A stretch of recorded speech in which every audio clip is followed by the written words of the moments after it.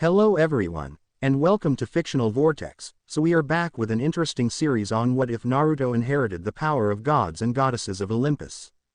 But before we start, I just want to remind you to please subscribe to my channel and hit the like button if you enjoy my content. Let's start the story. I'm glad we did this. It's been so long since it was just the two of us.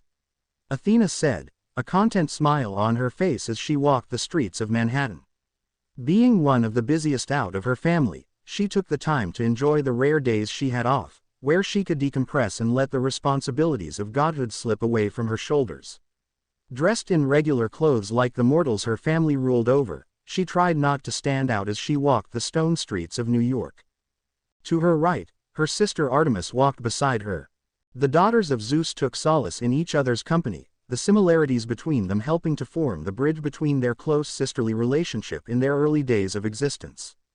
Out of all the gods and goddesses on Olympus, Athena felt her most comfortable when she was with her younger sister.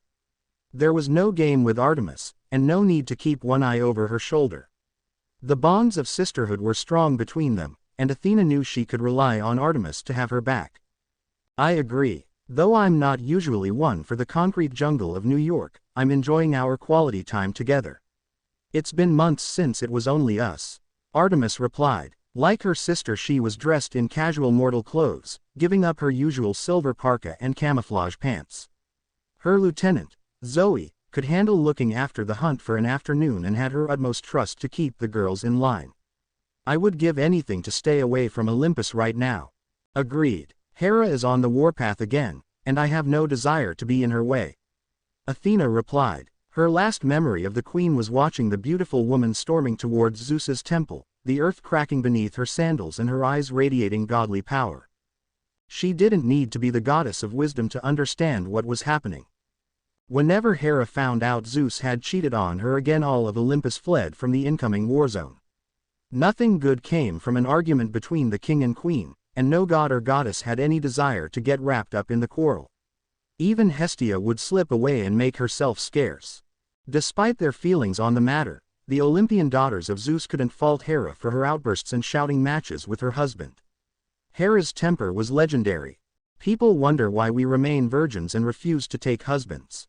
Case in point, Artemis joked, pointing up to the sky and making her sister laugh. Seeing Zeus's volatile marriage to Hera would turn most people off of the concept of marriage. When one half of the married couple was not as committed as the other, then it made said marriage redundant in their eyes. From what they could gather by the volatile argument Zeus and Hera got into on the winter solstice, Zeus had fathered a little girl somewhere in California 3 years ago, and the mother had brought her to Manhattan. Her name was Talia, named after one of the Muses, and was the first child born to their father since before World War II. Their father and their uncles had vowed to never sire another demigod. It was their effort to avoid the next great prophecy from coming to fruition.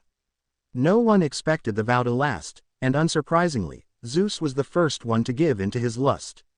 The king of the gods had no luck when it came to keeping it in his pants, and his willpower towards beautiful women was weak. It seemed to be a trait that ran in their immortal family. They weren't sure what happened to the pair, but they were turned away at the door of the Empire State Building by the guard.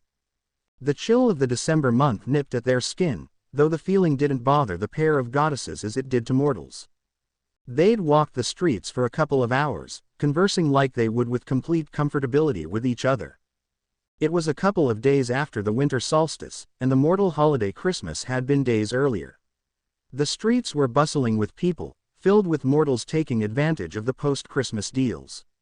Mortals were very focused on having the latest product of just about anything and everything in today's era. They wondered if Aphrodite had something to do with that. They wouldn't put it past the goddess of love. Speaking of the goddess of love, the daughters of Zeus ensured they weren't followed by the daughter of Ouranos, spreading their essence throughout the world, making it harder for anyone to locate them. Aphrodite had a habit of showing up in the middle of their sisterly days out, taking over completely and forcing them to go to the places she wanted to go and do the things she wanted to do. While Athena could tolerate being around Aphrodite, the day would usually end up with Artemis and Aphrodite getting in an argument. It would always start with Aphrodite throwing an offhanded comment her way, and Artemis taking it as an insult. On more than one occasion, Athena had to physically restrain the goddess of the moon, and call upon Hestia to take Aphrodite back to Olympus before the two goddesses went at it.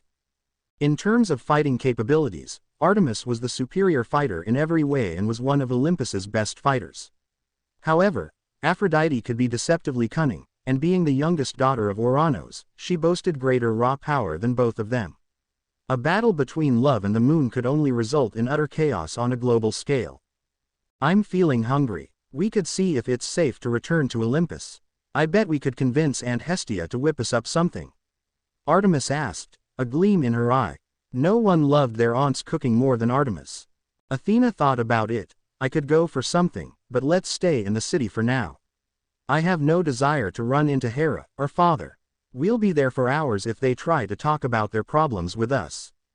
Agreed. Do you have anywhere in mind? Not particularly. Perhaps we could. Athena started, but stopped when something caught her eye. What's that? Artemis hummed, turning in the direction Athena was looking in. They were somewhere in the West Village, and her sister's attention was solely on the small building that stood on the corner of 90th Bedford Street. It looked like any other building in the West Village, but the front of the restaurant on the ground floor stood out next to the gray-colored stone. In particular, the front of the building was made mostly out of glass but was met by a bright orange frame and door that stood in the center of the building. An open sign hung behind the glass door, and across the frame sat the name of the establishment, the Fox's Den. The Fox's Den. I've never heard of such a place. Neither have I, and I know every building and store in New York like the back of my hand.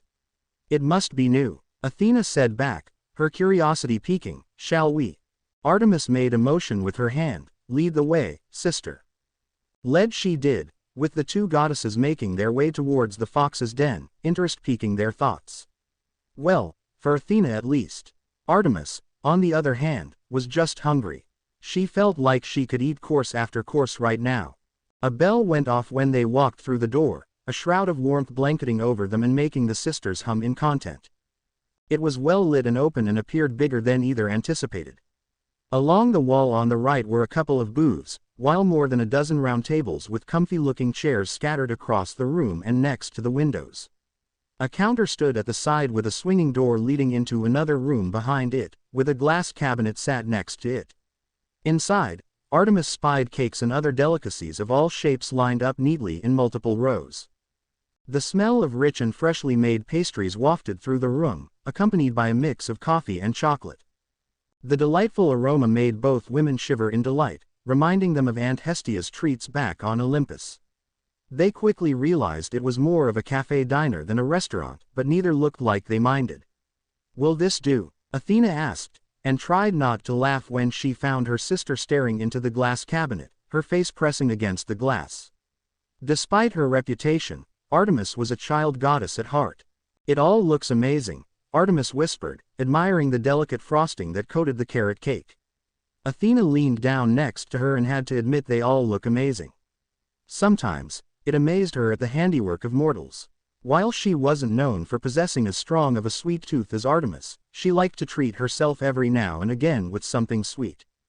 Thank you for the compliment. Athena's eyes trailed away from the sweet treats and found an amused young man looking back at her from over the counter. His chin rested in his palm, and a big grin sat on his face.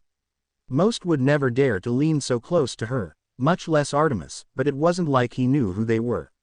From the corner of her eye, she noticed Artemis tense up, and her facial expression turned colder than before. Her silver eyes bore into the man's blue ones with quick intensity, as if silently telling him not to come any closer. Her silver eyes gently glowed in warning, though only enough for Athena to notice. To the man's credit, he didn't look affected. He looked more amused if anything by Artemis and reached behind the counter and pulled out 2 menus. Here, these are for you both. Take your pick where you would like to sit, and I'll be with you shortly. He straightened up, getting rid of the grin and giving the goddesses a polite smile in return. Thank you, Athena politely replied, and led Artemis away by the wrist to a nearby table by the window, whispering, "Stop glaring." Artemis shook her head. Sorry. He surprised me, that's all. I didn't realize someone was behind the counter. Well, you were close to drooling over the carrot cake he had in there. I can't blame you, Athena teased, silently laughing as Artemis's cheeks had a tinge of gold wash over them in embarrassment. Not a word, Artemis replied, giving her sister a pointed look before both opened up their menus. The first thing that caught their attention was the variety. There was a lot to choose from, far more than other cafe diners they visited. Some of the choices were unique to witness for this type of establishment. Looking around, the room was half full, and Athena gazed across the tables to see what people were eating. Most were drinking coffee, which didn't surprise her, but she spied a couple of meals. In the corner, she saw a gentleman eating eggs Benedict, and by the moans coming from his mouth, he was enjoying his food a great deal. Looking over her menu, she failed to hide her smile when she looked at her sister. Artemis looked lost in the options, her silver eyes twinkling. If Athena was betting a person, she bet her sister was devouring the options in the dessert and cake section. When a few minutes passed, the man from the counter appeared by the table, a small notebook in his hand.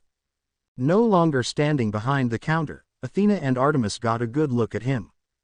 If they had to guess, he looked the same age as Athena in her current form, somewhere in his mid-20s. He was blonde with bright azure eyes. His skin was tanned and looked like he belonged on a beach somewhere in California. He was tall, around the same height as Apollo and Hermes in their mortal forms, and was built lean. He was dressed in smart casual wear, with dark jeans and a white shirt, and around his waist was a black apron with the logo of the diner on the front in orange. At first glance, they thought he was a son of Apollo since he had the typical traits of their brother's demigod children. However, getting a sense of the man, they couldn't sense any godly connection that a demigod typically had. "Good afternoon, and welcome to the Fox's Den. My name is Naruto. It's nice to meet you both," he introduced and glanced at Artemis. "I'm sorry if I startled you earlier." Artemis narrowed her eyes up at the man but saw no ill will in his gaze. "It's fine, but you didn't startle me. I was just engrossed in your selections in the cabinet, that's all." "I see. Thank you for the compliment, though. I'm glad you liked what you saw." His words sounded sincere, and Artemis couldn't sense him playing any game. He didn't appear bothered by their beauty, unlike others in the room who kept glancing at them from the corners of their eyes. It wasn't every day two beautiful women of their standard walked into a place like this. Perhaps he would be tolerable. "Did the owner make them all?" she asked, nodding in the direction of the cabinet. "Most of them, yes. Some came from the suppliers, but most of them are from my hands," he admitted. "You're the owner." "I am." Artemis didn't say much else. He felt her gaze linger on him before it slipped back to the menu. He took that as his cue to move on and turn to Athena. "Naruto, you say?" Athena asked, leaning back on her chair and appearing amused by his name. Her gray eyes sparkled with curiosity. It's rare to meet someone with a Japanese name, and yet doesn't appear to hold any ties to Japan. He laughed. "I guess you could say my parents had a flair for exotic names." "I see that. I must say, your menu is unique. It's not like other menus you see for a cafe diner like this one." Adin mentioned. "Any reason for that?"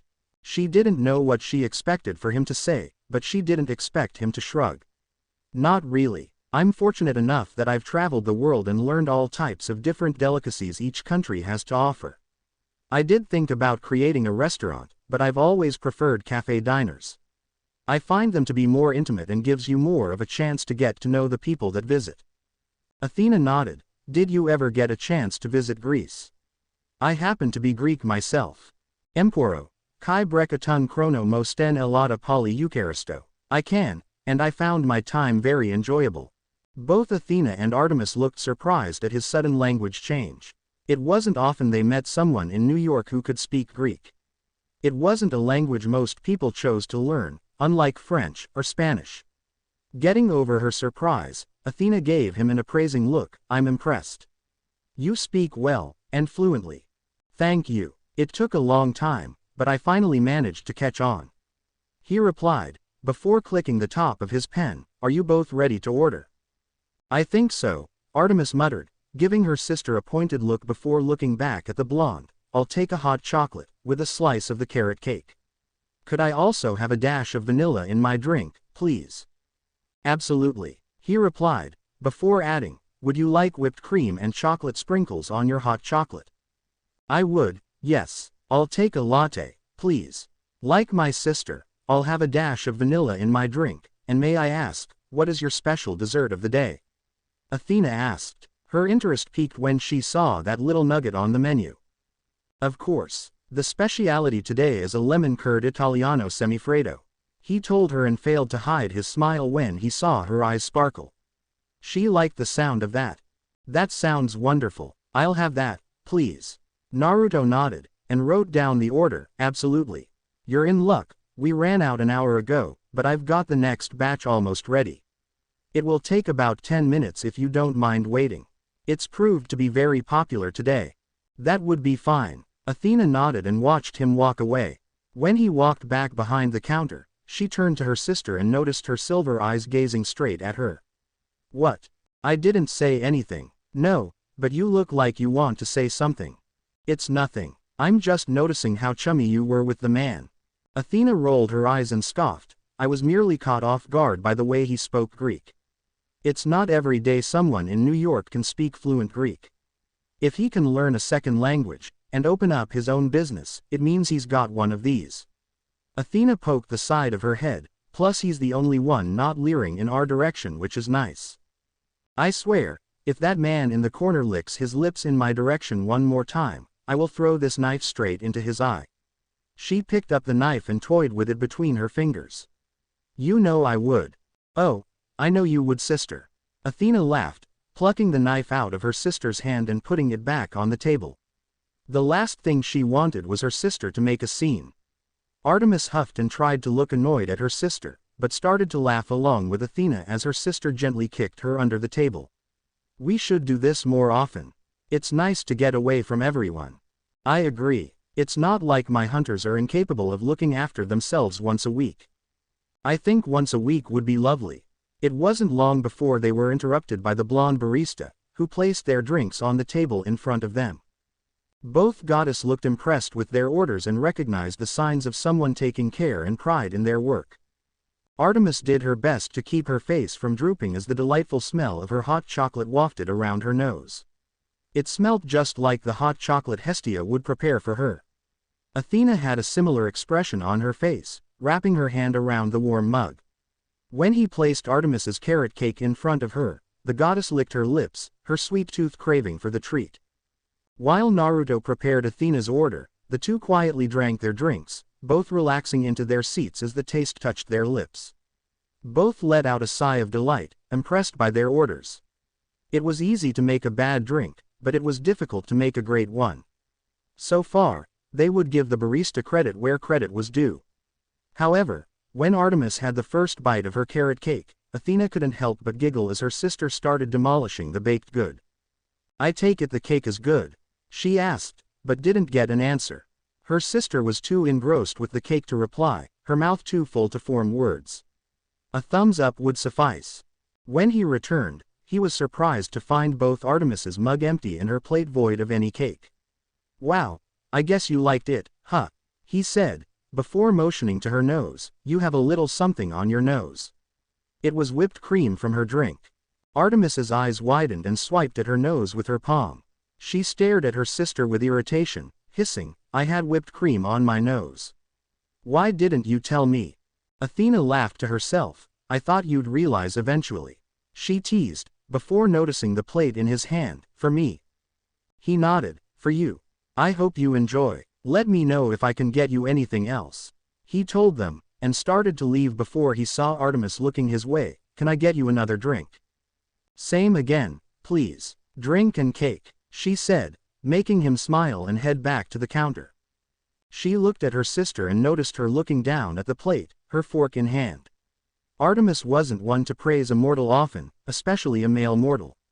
However, she had to admit the lemon curd Italiano semifreddo he made looked divine. It looked like something you'd find in high-class mortal society. Hell, it was something she imagined Hera serving at her temple.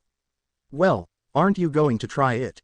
I want to, but I feel like it would be a shame to ruin it, Athena whispered, admiring the delicate work that must have come with making it. She was no incredible chef like Hestia, Hera, or grandmother Rhea, but Athena occasionally liked to dabble in the kitchen the mortal way. She found there was something therapeutic about cooking, and she understood why so many mortals took it upon themselves to learn. It must have taken him years of practice to achieve such quality of work. It took a moment, but slowly Athena dug her fork into the lemon curd. The texture was light and fluffy, and she watched it jiggle around as she brought it up to her mouth. Taking a bite, Artemis watched as Athena fell back against her chair, her rhythmic breathing making her sister lean forward in anticipation. Judging by the expression on her sister's face, the dessert had gone over well. Her composed elder sister rarely let her cool visage slip, always retaining a mask of dignity that kept her true feelings behind closed doors. Athena wasn't the kind of goddess that wore her feelings on her sleeve, but Artemis was one of the few that could see behind that visage. It was always a pleasant experience for the goddess of the moon to see her composed sister drop all pretenses and enjoy something for what it was. Then, out of nowhere, Athena let out a loud moan of delight that caught everyone's attention. Okay, that might have taken it a step too far. The whole room fell quiet, and every mortal within the establishment, male and female, gaped and blushed in Athena's direction. Artemis couldn't stop the flush of gold from lacing her cheeks. She gawked at her sister, looking between her and the plate. Even she wasn't that bad. It sounded so sexual. Athena. What in the name of Hades was that? Coming to her senses, Athena couldn't stop her eyes from widening. It's not what you think. That was a lie, and she knew it. The moment she realized what she had just done, Athena brought up her free hand up to her mouth in shock horror. She didn't dare look around the room at the gaping mortals, but the blonde owner was in her viewpoint, and she could see his surprise and disbelief. I can't believe I just did that, she thought. Never in her more than 4,000 years of existence had she ever publicly done something so candid. What made it worse was doing it in public. What the hell is wrong with me? She hid her face, the embarrassment worse than the time she tried to play the flute in front of the other gods. When he walked back over, Athena didn't dare look him in the eye. After he provided Artemis with her second round of orders, he stopped and whispered to Athena, "I'm glad you enjoyed it." He smiled politely, and before she could reply, he walked away. Oh God, what must he have been thinking? Hey, Blondie, he stopped and turned around, and everyone looked towards an older woman who was sat a few tables over. She pointed at Athena, "I'll have what she's having." Athena groaned and hid her face in her hands. She wished the earth would swallow her up for eternity. What a day. When the last customer left the fox's den, Naruto breathed a sigh of relief as swapped the open sign to close.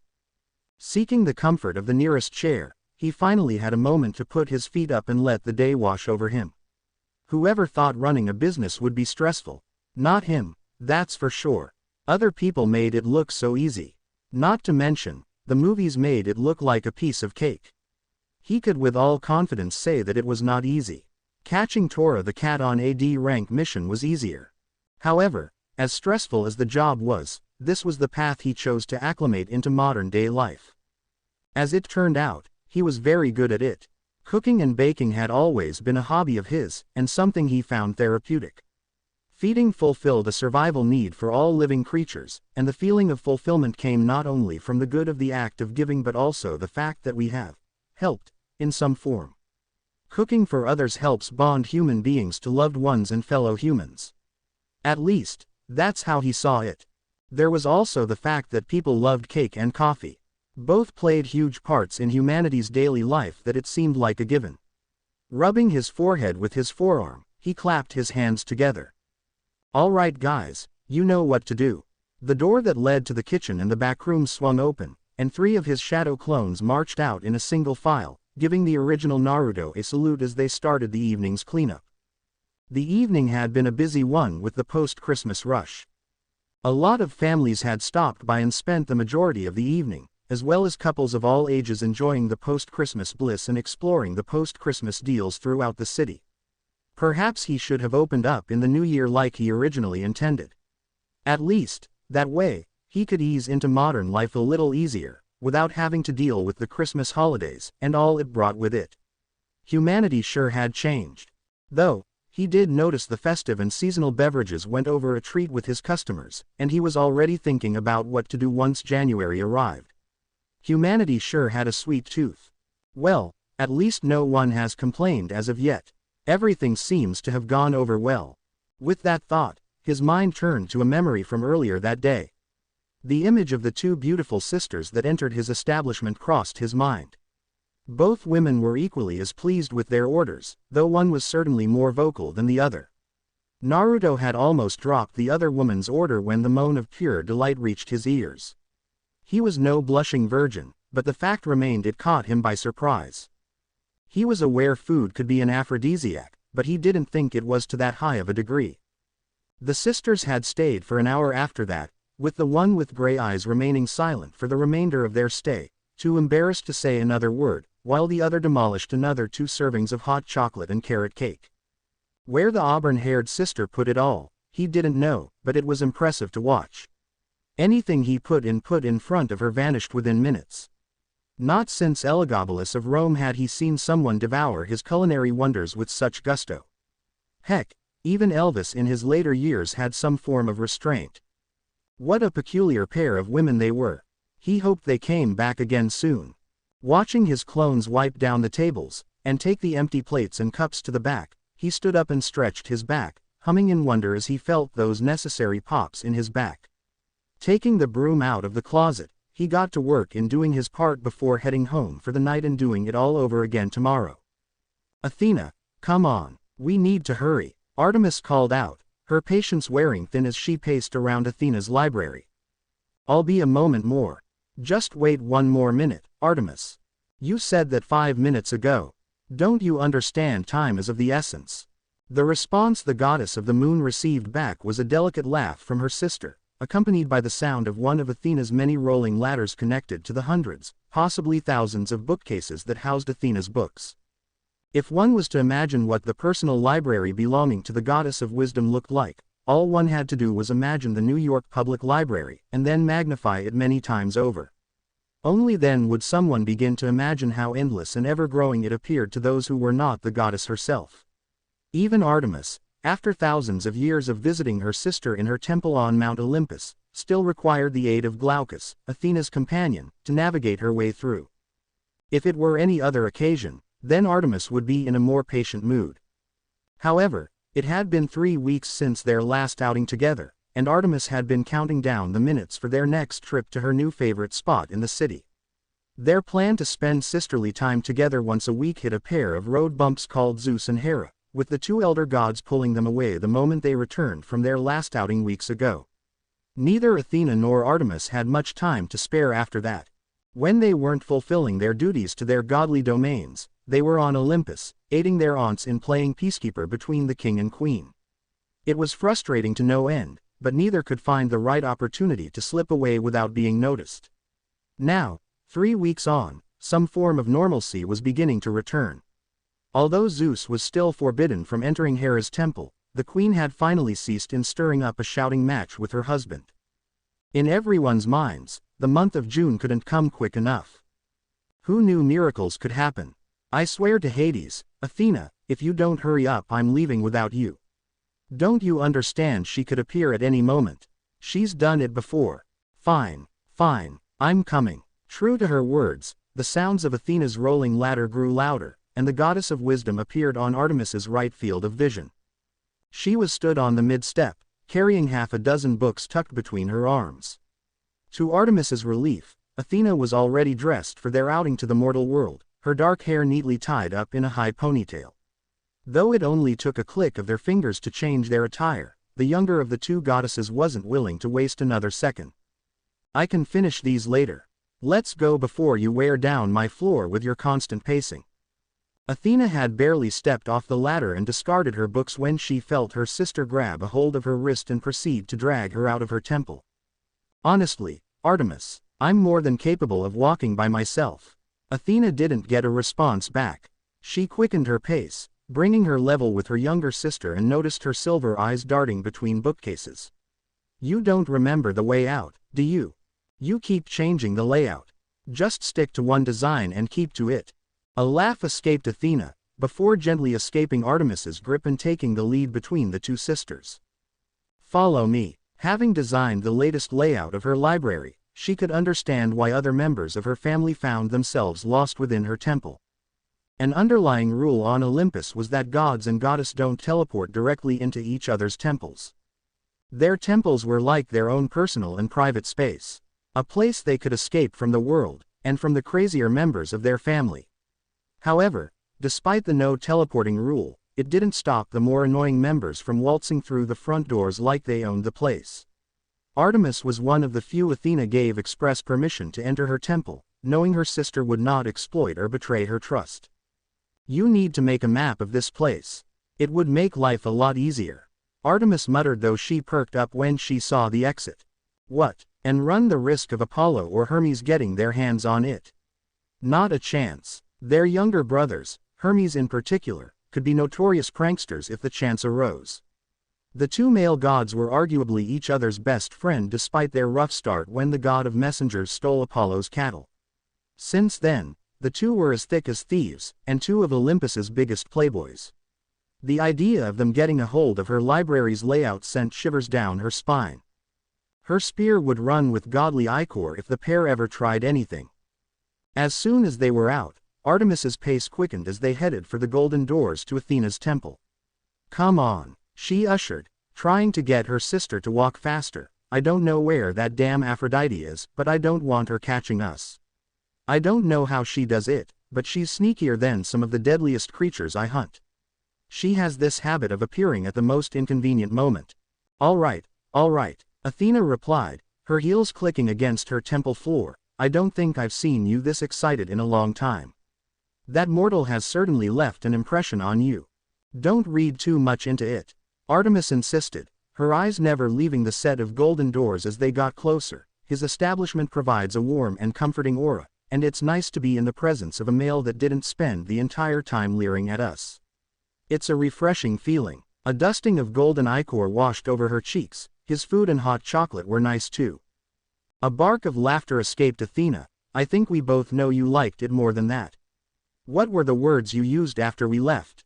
Athena tapped her chin. "Oh, that's right. It feels like someone poured ambrosia and nectar all over our taste buds, and covered us in a warm blanket. I don't remember saying anything like that. Funny, because I do."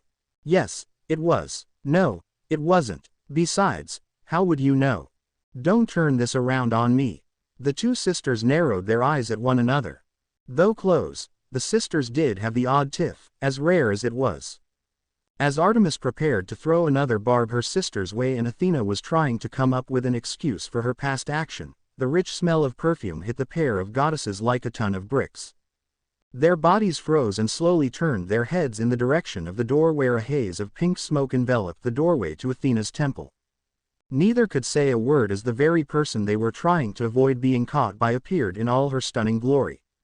Currently possessing baby blue eyes that shined as bright as sapphires, with bouncy dark chocolate curls that hung down to the middle of her back, the goddess of love was midway through knocking on the door when she noticed Athena and Artemis standing in her way. Aphrodite blinked in surprise, but soon became a bundle of joy as she clapped her hands together, seemingly oblivious to the frozen stares she was getting. "Oh, how wonderful. I was about to come and find you both, but you've saved me the trouble," she said. Reaching forward, neither Athena nor Artemis could do anything as Aphrodite looped an arm through each of their arms, and marched them out onto the streets of Olympus. "Let's have a girls' day. Just the three of us. Won't that be terrific?" The goddess of love wasn't giving either of her fellow goddesses a chance to back out. This was happening whether they wanted it or not. As their senses returned to them, Artemis shot Athena a look of betrayal as she realized the predicament she was now stuck in. "I told you this would happen." All Athena could do was sigh, and thank the fates that Aphrodite hadn't appeared seconds earlier. Stretching his arms out in front of him, the blonde owner of the Fox's Den found himself leaning against the counter as he stared out the window and across the street. Trying to repress a yawn from breaking out, he turned and looked across the inside of the den, taking in the people that were visiting. It had been a slow day compared to the last couple of weeks, but with Christmas over and children returning to school and adults returning to work, a routine was beginning to form through his weekdays. Saturday was always going to busy, while Sunday he was only open for half a day. Even he needed a break and time to rest. Boy, the last hour is dragging. Right now, he was in the middle of the slow period. The afternoon rush during lunch had proven to be one of his business periods of the day, some opting to stay in while others chose to take their food away with them and find a quiet spot to eat in solitude away from the bustling streets. It was a few minutes past 2, and the people slowly filtered out until the room was only a third of the way full. It wasn't that he wasn't enjoying the peace, but there was something about the pressure from the swarm of people all coming in at once that got his blood going. In the back room, he knew his clones were hard at work. At least, that's what he was hoping anyway. Even after all this time, his clones still had a habit of doing things their way when they got antsy, but those moments had become few and far between. These days, they did as they were told, and he was thankful for it. Noticing a hand waving at him from one of the tables next to the window, he smiled and walked over with his notepad and pen in his apron pocket. "Another black coffee for you, ma'am?" he asked, watching as the young blonde woman stared down at the papers spread out on the table. From what he gathered, the young woman was in the middle of her training to become a teacher. Math, if he remembered right. She'd come in 2 hours ago, during the lunchtime rush, and had yet to leave. Every time he looked her way, he found the woman biting down on her pencil, leaving tiny grooves in the wood. It looked like she was preparing for an exam if the papers were anything to go by, with notes and scribbles covering the blank spaces. "Yes, please." She picked the mug up and held in his direction, her eyes never leaving the paper. "How are you getting on?" "I can't say math was ever one of my fortes." "It's going fine. I'd be better with another cup of coffee though." One of his eyebrows went up, but he said nothing. Instead, he took the mug and went through with her next order. Despite professional courtesy, a small part of him was tempted to add a dash of chili sauce to the drink. Rude. As he fulfilled the order, little did he know, at that same moment a street over from the Fox's Den, the three goddesses of Olympus converged on its location. "No, Macy's is that way." Aphrodite pointed in the direction opposite to the way they were walking. "I saw the most beautiful pair of Gucci heels that would look great on you, Artemis. Every woman needs a pair of knockout heels." Why couldn't Artemis understand everything she was trying to do was ultimately for the betterment of the moon goddess? "Let me help you." Biting back a curse, Artemis pulled the struggling love goddess along the pavement. "And I told you, I don't need a stupid pair of heels. I'll take a pair of sandals or combat boots at any time of the week. Besides, Athena and I already made plans before you stuck your nose in." "But we no. Then, how no." Sighing, Athena turned and looked at the annoyed expressions on both goddesses' faces, though each for different reasons. "Aphrodite, you don't have to stay. You can go, and Artemis and I will continue our day without you." Huffing in annoyance, Aphrodite yanked her arms out of Artemis's grip and crossed them against her chest. A pout appeared on her face, but she knew there was nothing she could do to change her fellow Olympians' minds. "Fine, but this place had better be as good as you're making it out to be." "It will be. It better." Aphrodite watched as Athena's and Artemis both suddenly stopped and stared up, coercing her to do the same. When she did, she found herself looking at the most sickly shade of orange she could imagine, with a name written across it, the Fox's Den. She turned her attention back to the two goddesses. "This is where you wanted to go. If you want to go to a cafe, I know a great little place in Paris. It's a terrace cafe at the western end of the Ile de la Cité." "No, this will do fine," Athena retorted, not allowing Aphrodite to usurp their day off. Before Aphrodite could reply, Athena cut her off. "Aphrodite, trust me when I say you're going to like it here." Opening the door, Athena eagerly walked inside, the bell ringing off and followed closely by Artemis, whose tongue was poking between her lips when she spied the cakes through the window. Realizing it wasn't going her way no matter what, Aphrodite relented and followed after them. Fine then. She hoped it would be worth it. The second she stepped through the doors, her negative thoughts melted away as a wave of warmth covered her body like a warm comforter, and the rich smell of chocolate and coffee enveloped her senses. The delightful aroma forced Aphrodite to stop in her tracks, and take a moment to bask in the glow she was feeling. Her eyes hovered across the room, taking everything in from the shade of the walls to the fixtures hanging from the ceiling. "Oh, how quaint." She clapped her hands together, eliciting an eye roll from Artemis, though Athena seemed pleased at the reaction. "It smells divine in here. I can see why you wanted to come here." Skipping forward, She mimicked Artemis's actions from the first visit and pressed her dainty hands against the glass cabinet. These look delicious. Proving her point, she licked her lips and tapped her fingers on the glass. As Olympus's leading authority on anything relating to chocolate and sweets, she was enjoying what she saw and smelled. Those eclairs looked to die for. Welcome back, the three heard. Looking over the counter, Aphrodite found herself locking eyes with another pair of bright blue eyes as Naruto reappeared after returning from the back room. He wiped his brow, and smiled at the three women, and nodded his head towards Aphrodite. And you brought a friend. It's nice to meet you. Hello, handsome. Athena and Artemis's decision didn't seem like a bad one anymore. She understood why they were so eager. She would be too if he was the one serving them. Blonde hair and blue eyes. Tall and lean. Nice complexion and works in a cute cafe. Mama likes. The goddess of wisdom smiled at the blonde, ignoring the looks Aphrodite was giving the owner, and watched as he gathered 3 menus from behind the counter. To Aphrodite's surprise, even Artemis wore the tiniest smile on her face. Gone was the usual cold, or indifferent mask she'd seen her fellow goddess wear when in the presence of a male mortal.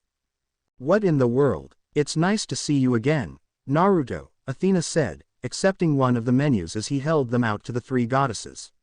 Not wanting Aphrodite to be aware of her nerves on returning to the establishment, Athena buried those feelings away and behaved as she typically would. We hope to come again sooner, but responsibilities tend to get in the way. You know how it goes. I sure do, and don't worry about it. He waved it off. Your table from before is free if you want it. Or would you like to sit elsewhere? Scanning the room, it was Artemis that spoke. May we take a booth? She pointed to the back of the room, where all the booths were currently available. Sure, make yourselves at home. I'll be over in a couple of minutes. Thank you. Heading towards the table, the trio of goddesses weaved their way through the interior, ignoring the stares they were receiving from the other patrons. Aphrodite couldn't help but give a wink to a cute-looking man sitting on his own close to the restroom and giggled when he nearly choked on his drink. Slipping into one of the available booths, Artemis claimed one side, while Athena and Aphrodite shared the other. I think I'm beginning to see why you girls like it here, Aphrodite said, making herself comfortable and slipping off her jacket, revealing a snow-white cardigan that showed off her perfect form and curves. The owner is a bit of a hunk, don't you think? Neither Athena nor Artemis replied, and soon, Aphrodite found herself holding back a giggle, amused at how serious they looked as they read the menu. What are you thinking, Artemis?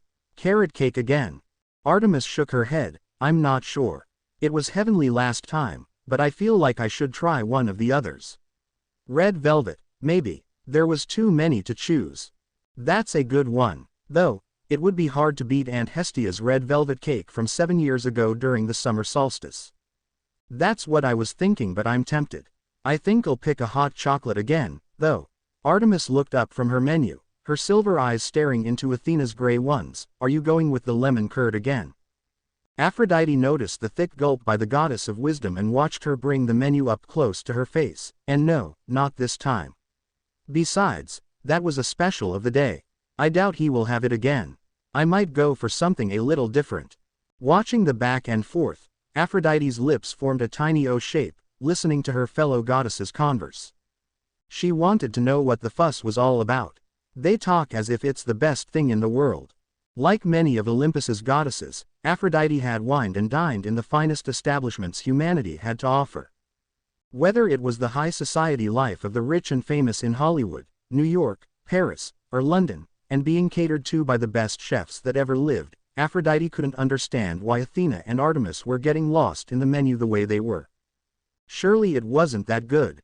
It was just a cafe diner in the middle of West Village. They weren't even on the Upper East Side.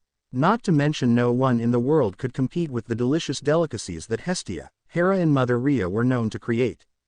It just wasn't possible. Opening up her menu, she scanned through the first page before her eyes widened. Wow!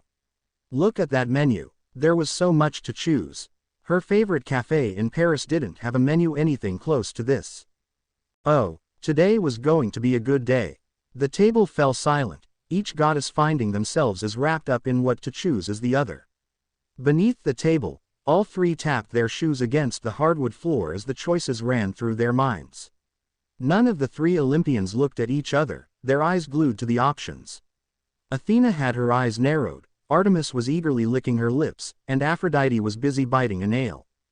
What to choose? As expected, after a couple of minutes passed, all three felt Naruto appear by their table, his notebook and pen in hand and giving them all his trademark smile. Thanks for waiting.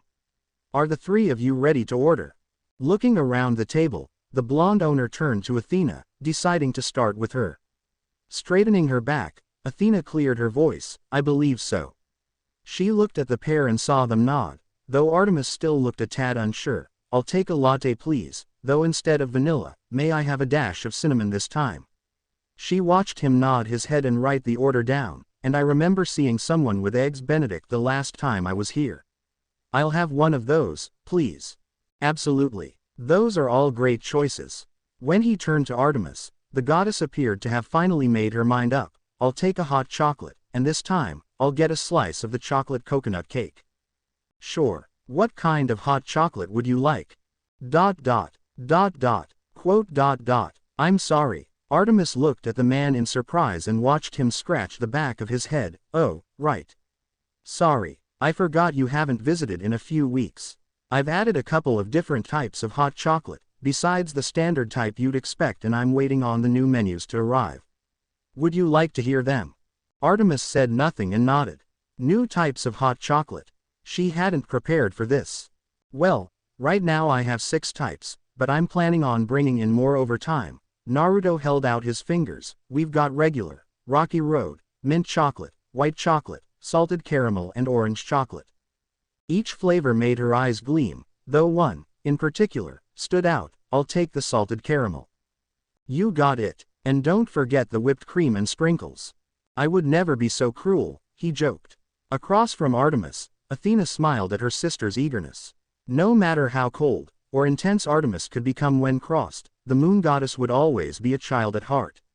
Even Aphrodite, who so desperately wanted to tease the younger goddess, couldn't bring herself to do so. She looked so cute and not at all like the huntress that struck fear into monsters everywhere.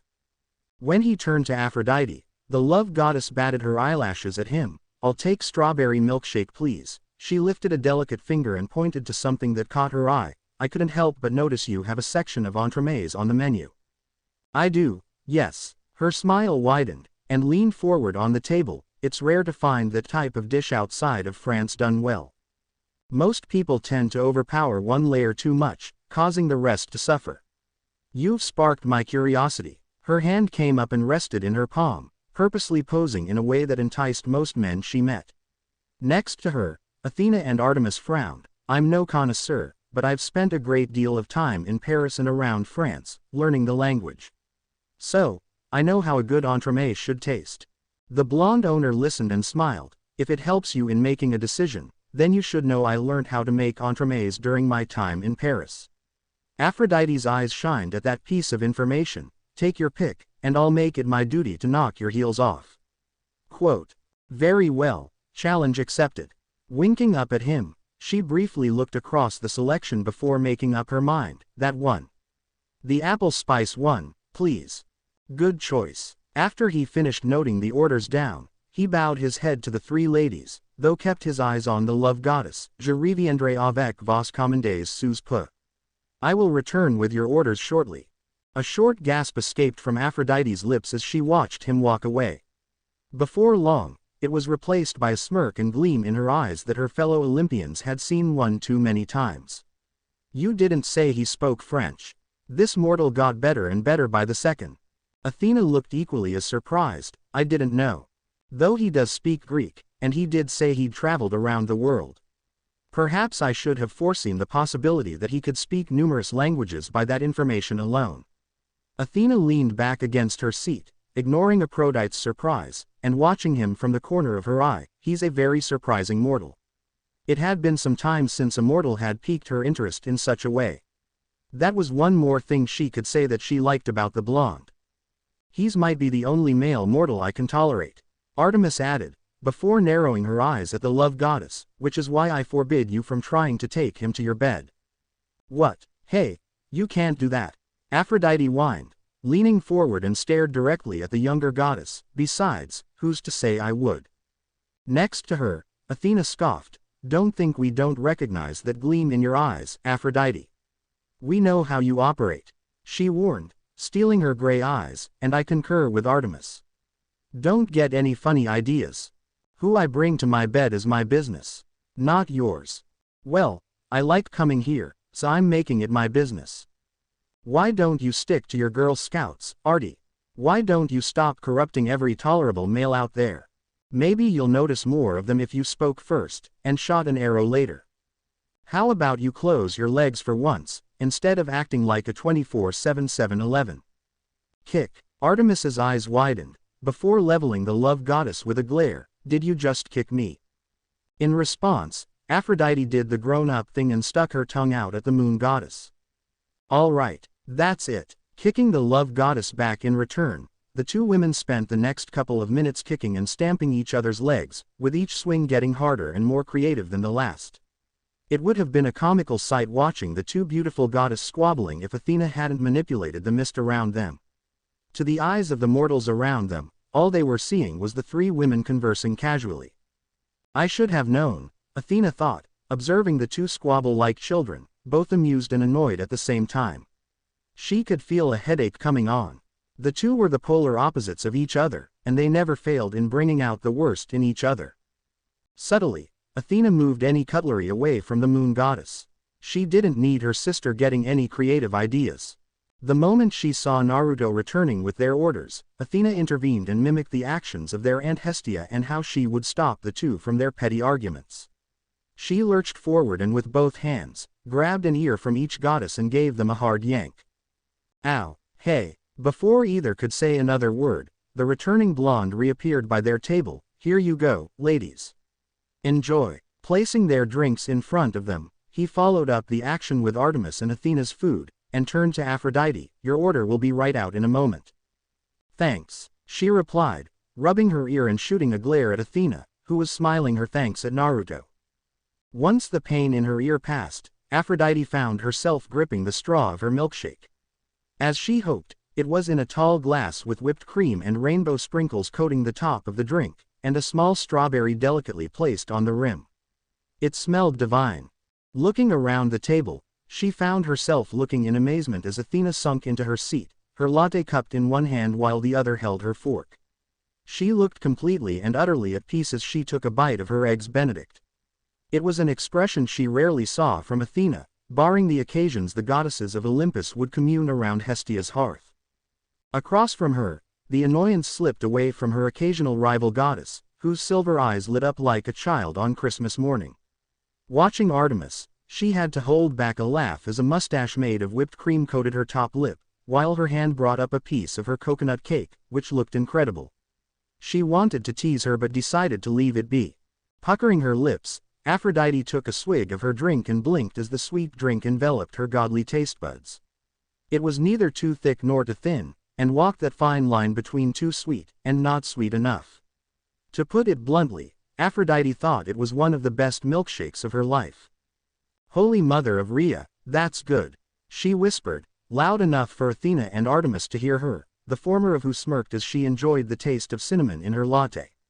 For the next minute, the three sat in silence, with Aphrodite swaying her legs from side to side beneath the table, her head resting in her palm as she relished in the taste of her milkshake.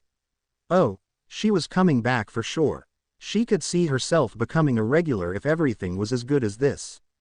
She was so wrapped up with her delightful drink that she didn't even sense Naruto appear beside her and lay a plate in front of her. She was about to speak but found her words lost on her as she gazed down at the plate. "Oh my, enjoy." Walking away, Athena and Artemis looked up from their dishes, staring at the love goddess as she pushed her milkshake gently to the side, her hands clasping together as she stared down at her order.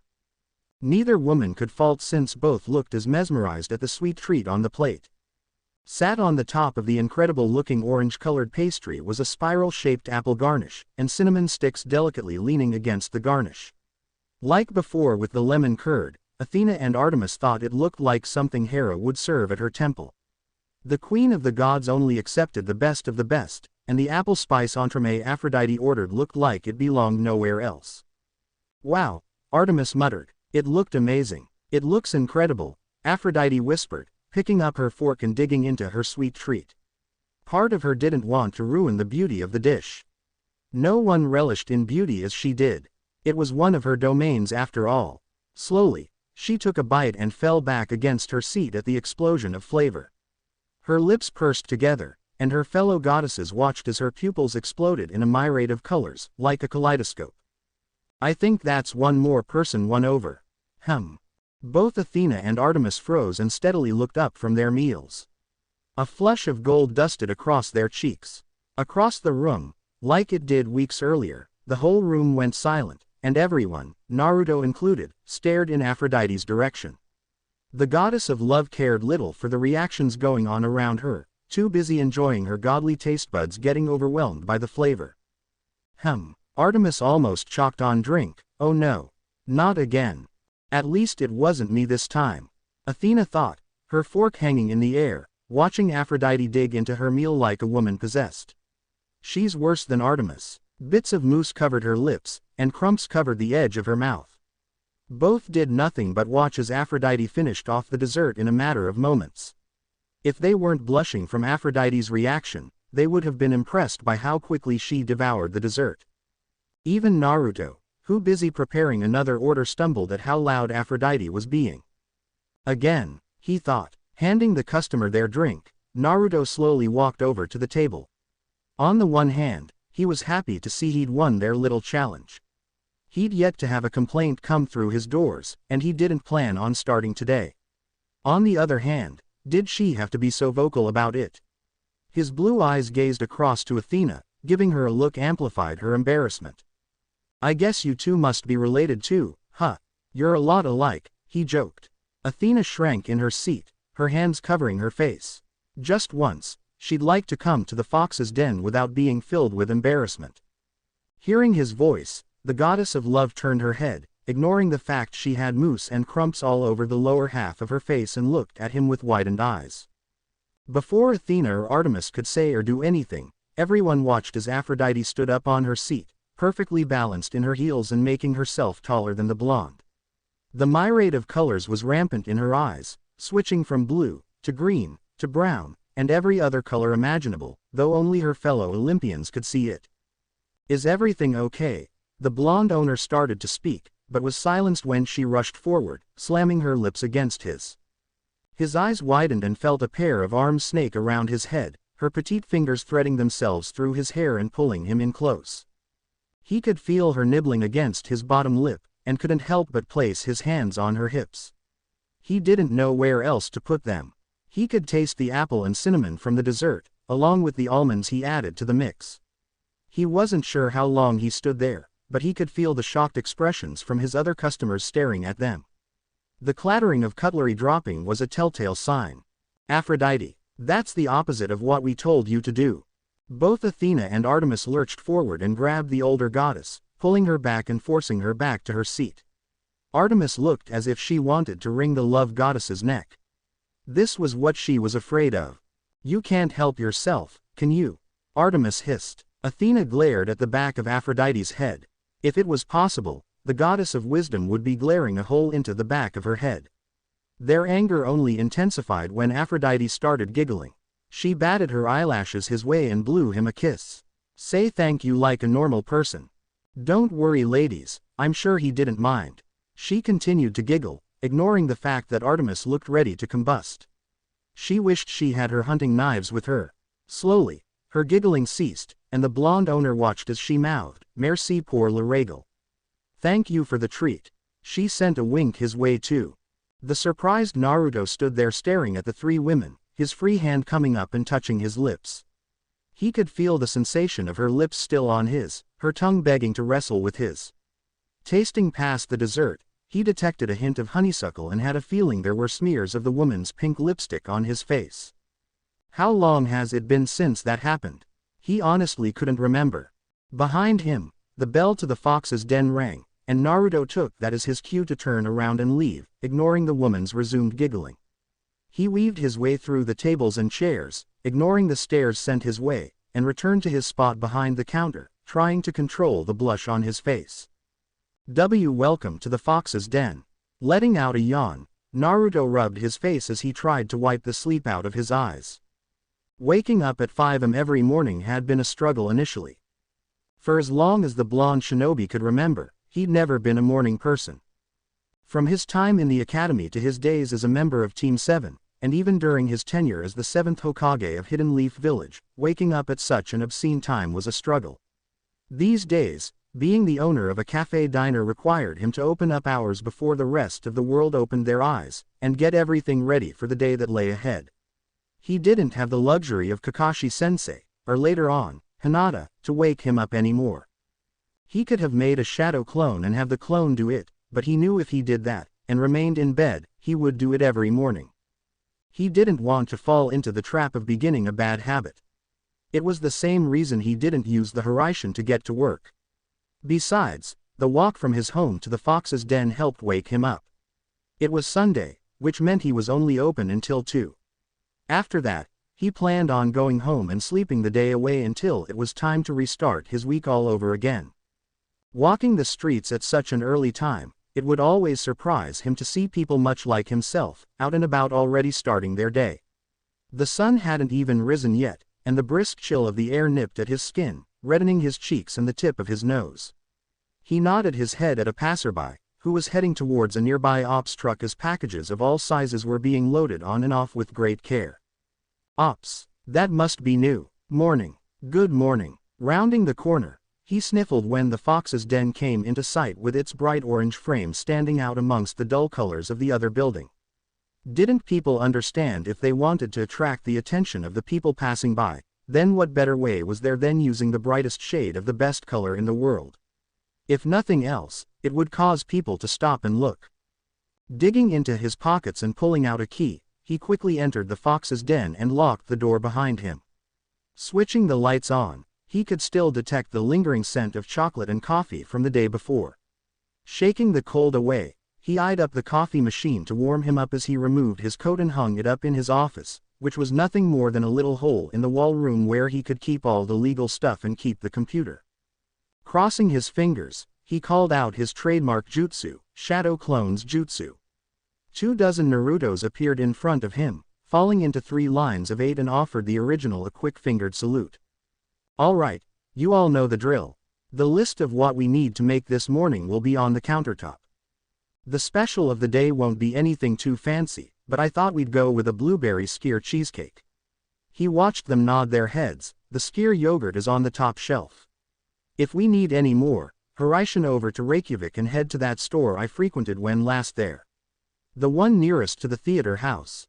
They nodded again, forcing him to clap his hands together. All right then. You know what to do. Let's go. Hi. One by one, the clones made their way into the kitchen, the door flapping in an endless loop as each clone passed through. Letting out another yawn, he turned around and started the process of switching the machines on, from the coffee grinder to the espresso machine, to the automatic drip coffee makers.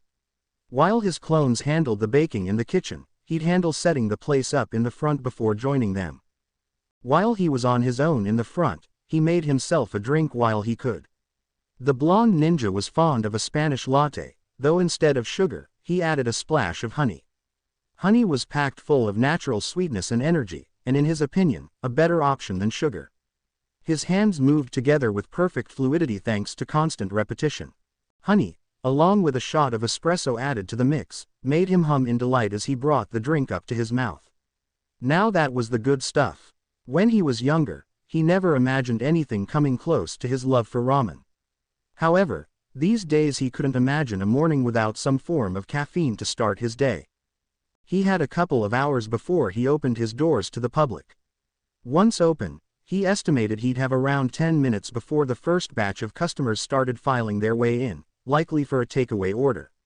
Wandering the earth for as long as he had, the blonde owner of the Fox's Den had become good at reading people. He knew when to talk to his customers, and when to leave them be and let them get on with their day. Disappearing once again into the back room, he returned moments later with a large cardboard box in his arms and placed it down on the counter.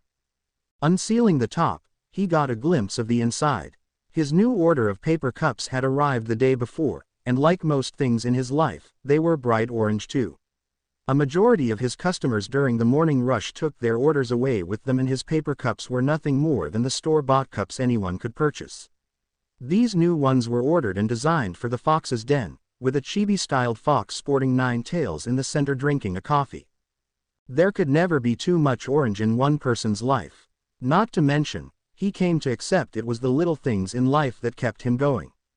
Who knew new paper cups would sput a smile on his face? He hoped Kurama didn't mind having his silhouette as the new logo for his business. His face if he saw these. He'd be so mad, he whispered, staring at the chibi fox on the cup, and letting out a low laugh. He'd never forgive me for turning him into a cute cartoon. Knock, knock, knock. Blinking in surprise at the sound, Naruto turned around and faced the doorway, and found himself staring back at a pair of blue eyes on the other side of the glass. Stood with one hand knocking against the glass, was a man somewhere in his late 20s if he had to guess, and dressed up like a mailman, shorts and all. The man possessed dark curly hair poking out from beneath his hat, with elfish features, and looked like he was in desperate need of a good night's sleep with dark shadows forming beneath his eyes. It was even more evident when the man broke out into a yawn. The man then offered him a wave. "Hey, any chance I can come in? Moments earlier, we got another delivery come in. It looks like another set of packages have come in for Janice. He's requesting it for delivery at 8 a.m. sharp." Hermes heard, and noticed the heads of George and Martha come to life and turning to look at him. A loud ping followed after, and Hermes couldn't stop the groan from leaving his mouth as he watched Janice's name popped up on the itinerary. As was his every day, the god of messengers, travelers, thieves and a whole array of other domains found himself piled high with his usual responsibilities and duties. None of his Olympian brothers had ever worked the kind of hours he worked regularly. Apollo, in particular, as much as he loved his best friend and older brother, was going through his lazy season. The god of the sun worked little during the winter season, hence why the days were short and the nights long, much to the ire of his twin sister. The sun god spent his time slacking off when he should have been fulfilling his godly duties and wooing beautiful mortals and bringing them to his bed. "We just left New Rome an hour ago. What says Janice ordering this time?" As much as Hermes wanted to do the same, his godly domains were some of the most time-consuming with the world today and left little room for him to enjoy the pleasures that came with modern society. Back in the day, it was his duty to watch over the travelers and merchants as they went on their long and arduous journeys across Greece and deliver the messages from the sky to the sea, and the underworld. As one of the few gods who had permission to cross into the domains of his father and his uncles, it made his position on Olympus all the more important. These days, his domains that humanity fell under became so varied thanks to society adapting and growing as a whole, that he became the busiest Olympian out of his whole family. One positive though was that out of all the gods, Hermes felt he was the one who had the best understanding of mortals, thanks to all the time he spent mingling with them. The only ones that came close were Athena and Artemis. With today's developments, his immortal family was keeping him busier than ever. Athena and Aphrodite even had the gall to have him deliver their demigods to their mortal parents moments after their birth. You'd think that was something that needed a face-to-face conversation, but apparently, he was wrong. On the rare occasion when he didn't have to work, he often found himself stealing a page out of Apollo's book, spending the night with a woman. There was honestly no better stress relief than a good old-fashioned rumble and tumble in the bedroom, which often led to the birth of his demigod children. Speaking of his demigod children, Hermes felt a flicker of his essence pulsate a few days back somewhere out in California. It was a feeling he'd felt many times before when his demigod children were born. It turned out, a young woman that he spent the night with during the spring of last year had given birth to his latest son. If it wasn't for his hectic schedule, and the laws Olympus followed, he would visit his children as often as he could. As it was, the best he could do was watch over them, and their mothers from afar and offer them aid when he could.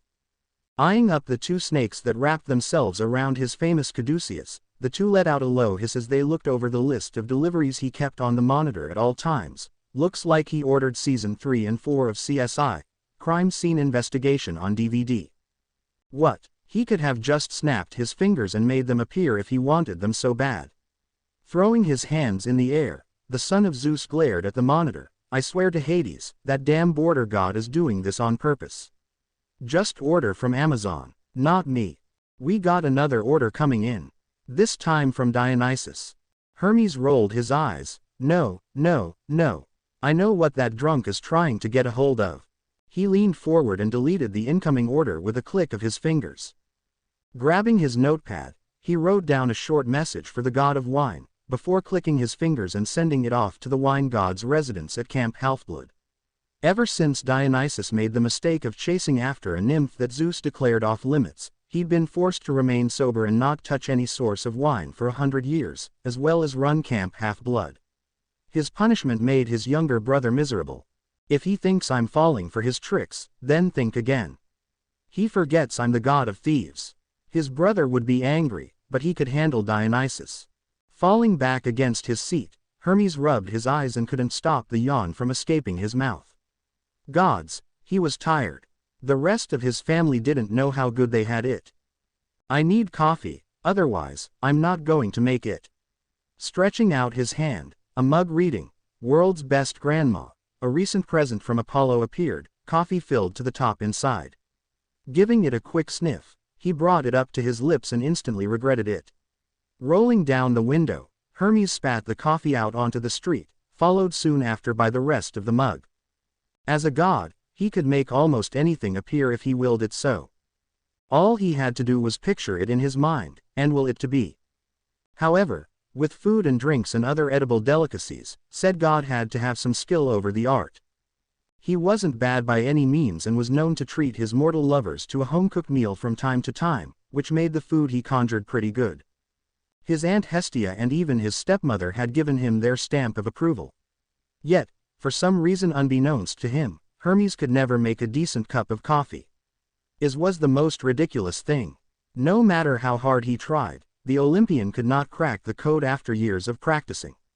It was such a mundane thing, yet he failed miserably at it. If Apollo, Ares, or any of his brothers found out, they wouldn't let him live it down. Feeling someone tapping his leg, Hermes glanced over at George and Martha, the latter of whom was trying to get his attention. What? We can afford to take a short break. Why not make a stop and get refreshments? Oh, and where do you suggest? He watched as the two snakes turned to look at each other, whisper something to one another, before turning back to look at him. How about that place up the street? Hermes blinked. Place up the street. He leaned forward and squinted his eyes. It took him a moment to realize what George and Martha were trying to point out. Up the road, not even a minute walk, he spotted a light on in one of the nearby windows. Despite Apollo not yet flying his chariot through the sky, street lights were enough to show off the orange frame that wrapped around the front of the store. "The Fox's Den," he read, before tapping his chin. Why does that sound familiar? It's the cafe Aphrodite mentioned a fortnight ago at Apollo's poker night. George hissed, as realization lit up his face. Oh, that's right, how could he forget? It was all Aphrodite went on about all night. After a while, Hermes, along with everyone else, had tuned out the love goddess, but some of what she said had filtered in. All he remembered her saying was that some hunky mortal made one of the most delicious strawberry milkshakes and desserts she'd ever tasted, and that it was so good that Olympus's most beautiful goddess rewarded the mortal with a big smooch in the middle of his establishment. It was so good that she dared to say it might be as good as the delicacies Aunt Hestia and Aunt Hera were known to create. If he remembered right, even Athena and Artemis enjoyed it. If his two elder sisters enjoyed something created by a male mortal, then he must have been good. They were notoriously picky and hard to please. Grinning, Hermes didn't hear what George and Martha said next, before waving his hand and turning his caduceus to its phone form. The Olympian god was already on his feet, closing his truck door shut with newfound energy as he marched over to the Fox's Den. Well, let's go and see what the fuss is about. Present. Leaving the counter, the blonde owner of the Fox's Den walked closer to the door, gazing curiously at the man of the other side. Hey, I'm not open yet, and I won't be open for a couple of hours. He pointed to the clock behind on the wall behind the counter. Come back later, and I'll be happy to take your order. What hope he had that the guy would take his word and leave was proven false when the guy didn't move. Aw, come on, can't you make an exception this once? Hermes put his hands together in a prayer motion. I've been up for hours. I need a little pick-me-up, that's all. Rolling his eyes and feeling a headache coming on, Naruto took another step closer to the door. It was too early for this. Look, I haven't got much ready. I just walked through the door a minute ago myself. Why don't you go to Starbucks or something? I'm sure one of those is open 24/7. In response, Hermes made a face and stuck his tongue. No way, I hate all that franchise crap. They stopped making good coffee years ago, and I hear you make a hell of a drink. I have it from a reliable source that you're one of the best in the city. Oh, who's this reliable source? One of his regular customers maybe. He wondered if one of those food critics stopped by. He thought he saw one stop by a week ago, taking notes on a little notepad and looking very up themselves. Every order sent his way, Naruto put a little bit of extra care into, resulting in the guy leaving with the biggest smile on his face. It was a good feeling watching his customers leave with big smiles on their faces. Hoping to get an answer, the blonde received a wagging finger in return instead. That would be telling. I could never give up my reliable sources, but no, they had nothing but glowing reviews about this place you have. Frowning, Naruto was about to speak, before he got cut off. You're here, and the machines are on. He pointed to the coffee machine behind the blonde and pointed to the coffee that was in Naruto's hands. Come on, help a fella out. Scratching the back of his head, Naruto looked to and from the mailman and his machines, before letting out a reluctant sigh. Taking a deep breath, he ignored the dark-haired man making a fist in the air, and unlocked the door. No funny business. Got it. Giving the man a stern look, he watched as the mailman threw his hands up in the air. Don't worry, I come in peace and all that good stuff. Cross my heart. He made a little motion with his hands over his chest. I'll be gone before you know it. Right. Rubbing his eyes and looking at the man suspiciously, Naruto gave a short nod and led Hermes to the counter. His gut was telling him this guy was trouble. Something about the guy screamed prankster. He would know, being one himself. Handing Hermes a menu, the blonde leaned against the counter as he unwrapped his paper cups from their box and picked one out for use. Take a look, and tell me what takes your fancy. I'll let you know if it's currently available or not. You got it. Naruto made a motion, and poked his head through the door leading to the kitchen, giving his clones a subtle sign not to come out. He didn't need a mailman catching his clones at work, nor did he want to explain why there were dozens of himself. Nice place you have here. Thanks. The blonde replied. How long have you been open? Not long, the blonde admitted, about 2 months. I opened up before the Christmas period started. Kept me busy and gave this place the boost it needed, but it got crazy busy and hectic some days. I sometimes wondered if I made a mistake. Hermes nodded. I bet. Christmas is always the worst when you're in our line of work. Delivering goods to the people of the world in whatever form that takes. Glancing across the menu, Hermes whistled, an appraising and dubious look on his face. Wow, Aphrodite wasn't kidding when she said this menu was varied. There's something of everything in here. The Olympian would admit he wasn't one to visit cafes often. They were more his sister's kind of thing or his aunt's. Like his brothers, he preferred bars or nightclubs since he picked up most of his hookup from them, though he enjoyed an occasional beer or two to go with the night. I need something to keep me awake for the rest of the day. Not knowing much apart from the standard caffeine-based beverages, Hermes eyed the drink in Naruto's hand. What do you have? Oh, this. Naruto took a small swig of his drink. It's a Spanish latte. Curiosity piquing, Hermes leaned on the tabletop. Is it any different from a regular latte?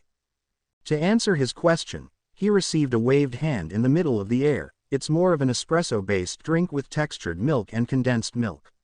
It's sweeter than a latte, but not as much as a latte with flavored syrup. Though I don't use sugar in my drink, and instead, use honey. Hermes nodded his head and liked the sound of everything he just heard. I'll take one of those.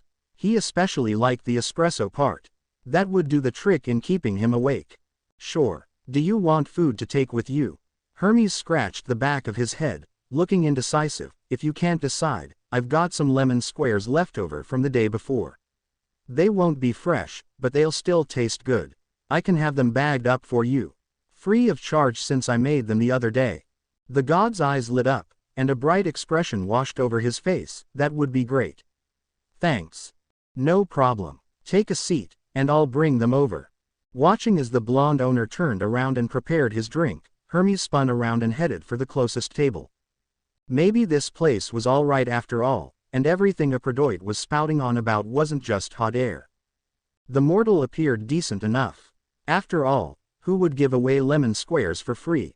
No one he'd ever met, that's for sure. Not to mention, if he could win over his male-hating sister, then the guy must be doing something right. Though, watching as the mortal went to work, he understood why Aphrodite kept mentioning the handsome owner. If he'd won over the goddess of love, then Hermes could count down the days she inevitably invited him into her bed. Her two biggest weaknesses after all were chocolates and handsome mortals. This guy represented both, which meant he was as good as hers, and he didn't even know it. Though, it could be hard with Athena and Artemis around.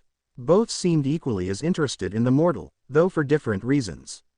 As far as Hermes was concerned, he was staying out of any trouble those three might create. He thought back to the love goddess, then again, she'd like a challenge. He thought, leaning on the table and resting his head against his arms, I wonder if I should start a betting pool. 100 drachmas maybe, he would have to look into this some more when he wasn't feeling as tired. Sighing and rubbing his face as he waited for his order, Hermes shut his eyes and let his body relax. It was only for a minute. His schedule was getting busier by the minute, and spent all last night going from state to state. He earned this much. Granted, gods didn't need as much sleep as mortals did, and could theoretically remain awake for greater lengths of times. Sometimes days, and possibly even weeks depending on the god. However, he was reaching his limit. He just needed a moment to relax. After a few minutes passed, Naruto finished the drink, capping the top with a plastic lid and adding a paper sleeve to the takeaway cup. All right, that's your drink. Give me a moment, and I'll bag up those lemon squares I promised. ...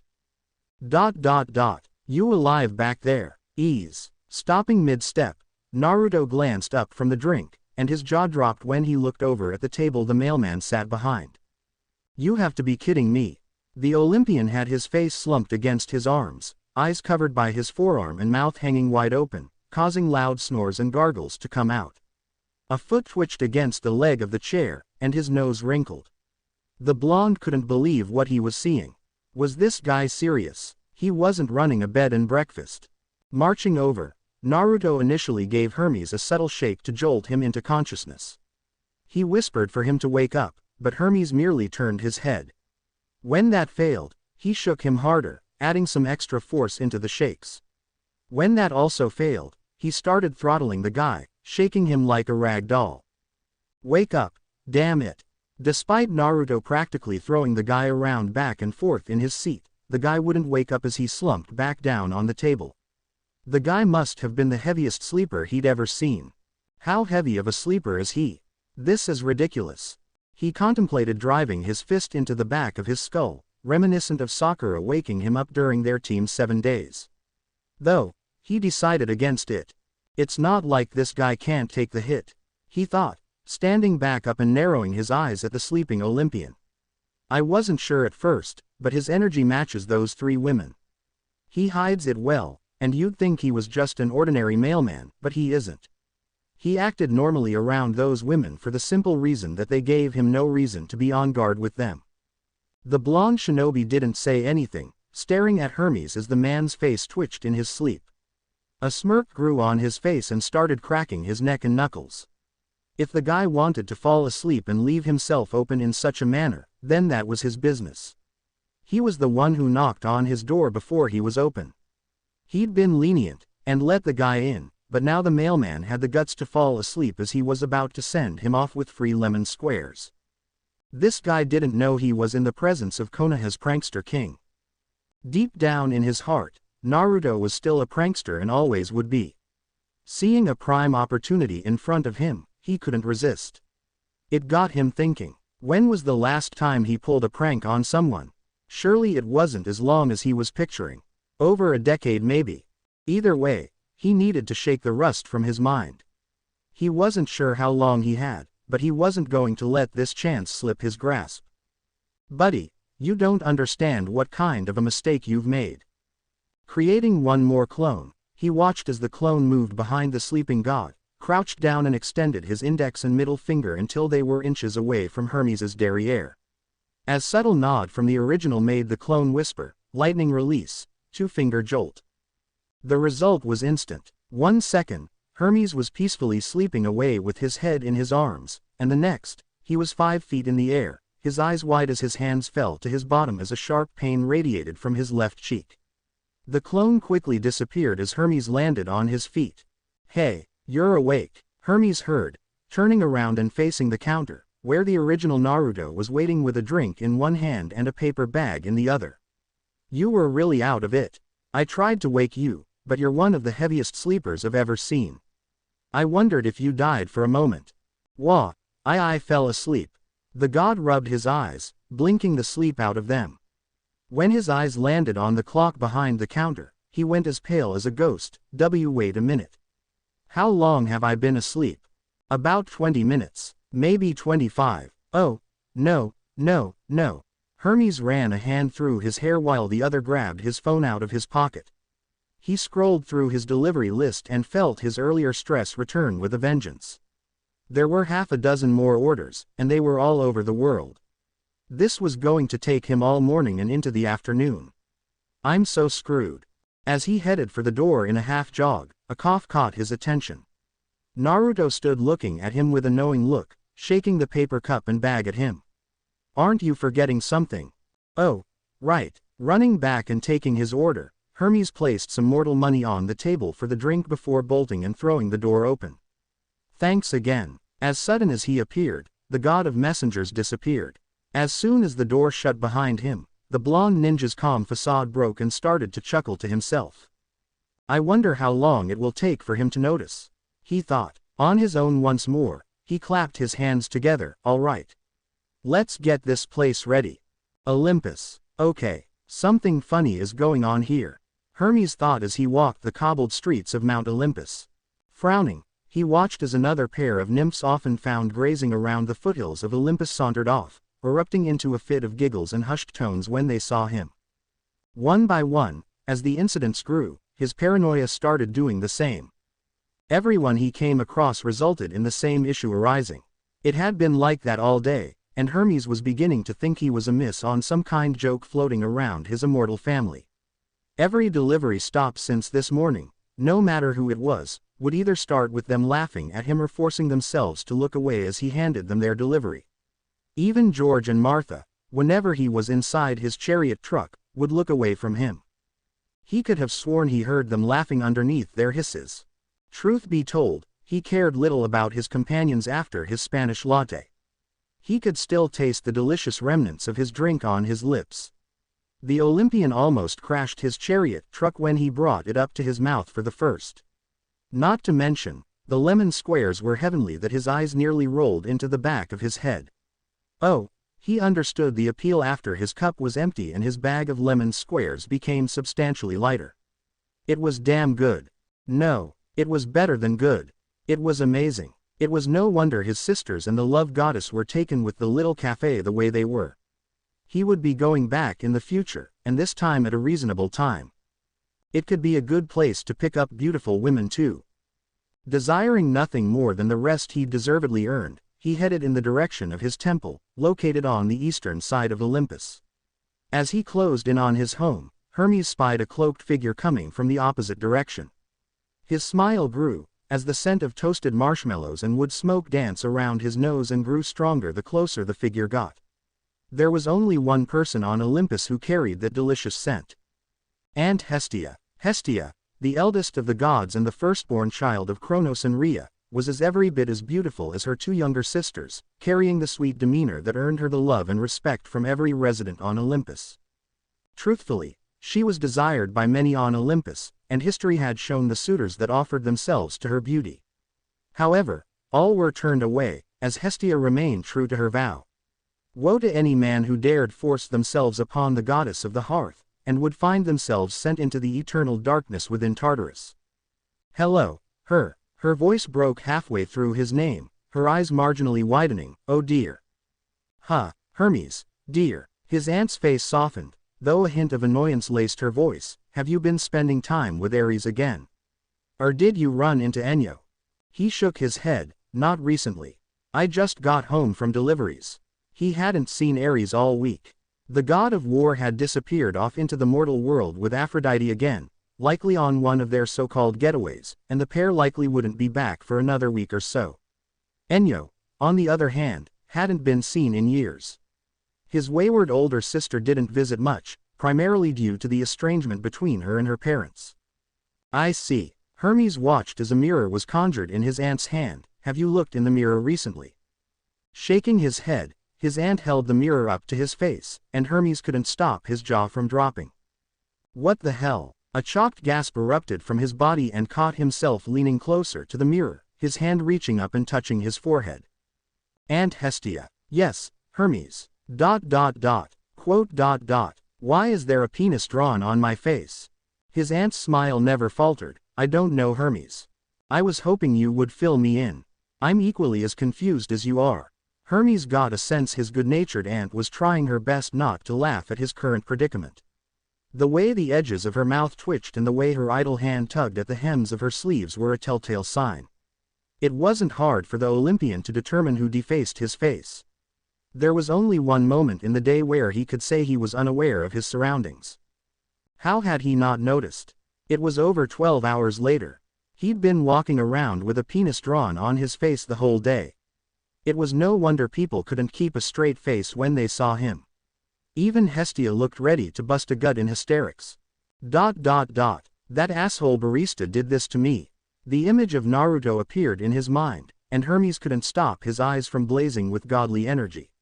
No wonder he seemed in such a good mood when he woke up. His aunt's eyebrows raised. Barista. He threw his hands in the air, the one Aphrodite keeps talking about. He stomped away, snapping his fingers and making the ink-drawn penis disappear from his forehead. If he thinks he got one over on me, then he's got another thing coming. Doesn't he know who I am? Rubbing his hands like a Disney villain, a devious glint appeared in his eyes. Oh. The payback that's coming his way will be legendary. I practically invented mischief and pranks. The smile never faltered from Hestia. I'm sure, dear. Though I'm sure he meant no harm, so please go easy on the mortal. Nothing life-threatening, please, she asked, with an edge of authority laced in her words. Granted, the mortal had been rather ballsy to do such a thing to her immortal nephew, but he didn't deserve to die over it. Thankfully, Hermes was one of the more laid-back gods on Olympus. If such a thing happened to Ares, or gods forbid Zeus, then she doubted the mortal would last another second. He'd be reduced to ash before he could blink. I won't do anything rash, Aunt Hestia. I'm just going to one-up him. That's all. I'm not that petty. Thank you, Hermes. Watching him walk away, Hestia spied the clothes on his back, before letting out a giggle as she covered her mouth. It appeared the face sketch had not been the only gift Hermes received. On the back of Hermes' mailman uniform, the barista also added some extra patchwork to his mailman uniform. In this case, in bright orange letters, the words, "Juicy," in all capitals, were sewn across his back, with an arrow pointing down to Hugh Nephew's posterior. I wonder how long it will be before he notices. Hestia muttered to herself, watching her nephew march away before continuing down the path, the odd giggle escaping her lips throughout the rest of her day. Okay, I've got 3 coffees for the 3 of you, Naruto spoke cheerfully, lowering his tray close to the table as he placed the 3 cups of steaming coffee next to his waiting customers. I'm sorry for the wait. It's been a little hectic in here this past hour. That's okay. We don't mind, the woman in the middle said, her dark brown eyes flickering between Naruto and the 2 other women on either side of her. It smells heavenly, doesn't it, girls? Absolutely. It was worth the wait. His smile widened a fraction, and bowed his head to them. You're very kind. If he had to guess, the 3 young women sat around the table appeared to be sisters, possessing long dark hair and elfin-like features that only served to enhance their appearance. They attracted some attention from the other patrons, though they didn't appear to notice. Though the winter was reaching its end and its chill lingered in the air, all 3 were wearing dress tops that left their arms bare. Each was comprised of different shades of white, making Naruto shiver looking at them. He guessed some people didn't get affected by the cold as others did. He wished he was that lucky. Moments before the 3 women came inside, the current of the wind strengthened for the briefest of moments. It was enough for the regular citizens of New York not to make heads or tails of it, but it was enough for him to take notice. Years of training on Mount Myoboku had sharpened his senses to an extreme level, to the point where he could sense nature chakra and related energy sources without the need to activate sage mode. The women, while nowhere near the level of particular individuals that visited the fox's den, he could sense were still stronger than the average human by a sizable amount. Not to mention when they walked into view of the store, he could have sworn their hair and the hems of their dress tops were dancing in the air. Like the others, he saw no reason to keep them away. As long as they didn't start any funny business, then they were welcome any time. Now, I've got 2 slices of the Russian honey biscuit cake. He lowered the plates down, and felt a bubble of excitement as the 2 women on the left and right made dreamy expressions as they gazed at their orders. Their forks found their way into their hands like magic, and were eagerly digging in before he could lower the 3rd plate onto the table, and 1 sticky toffee pudding.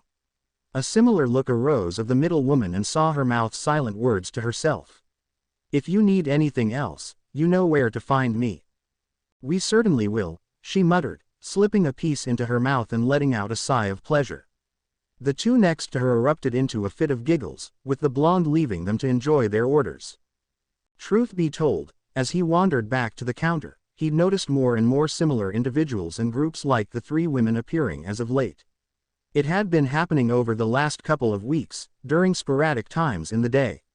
He'd felt something off about them all as soon as they appeared close to the den, though he sensed differences with the energy and life force that coursed through their veins. Some were like the women currently in a daze with their cake orders, where the natural energy within them felt air-based. Others that came felt more connected to the earth, more traditional energy, much like when he manipulated senjutsu. In the back of his mind, the energy reminded him of the Zetsu clones created from the first Hokage's cells, though with none of the malevolent intent or evil nature. All he felt was positivity radiating from them, and all had a tinge of green to their skin that only he noticed. Though, not that he let on. Then there was the small group a few days ago with energy that radiated like the sea, with a distinct smell of the ocean and the beaches lingering on their person. More often than not, they were all beautiful, all possessing the elfin appearances he became accustomed to when greeting and serving them.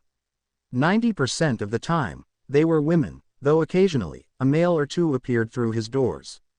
It started with an individual, or a pair visiting each day, but soon the fox's den was becoming a hotspot for the elfin beauties. Each day, more and more seemed to be appearing.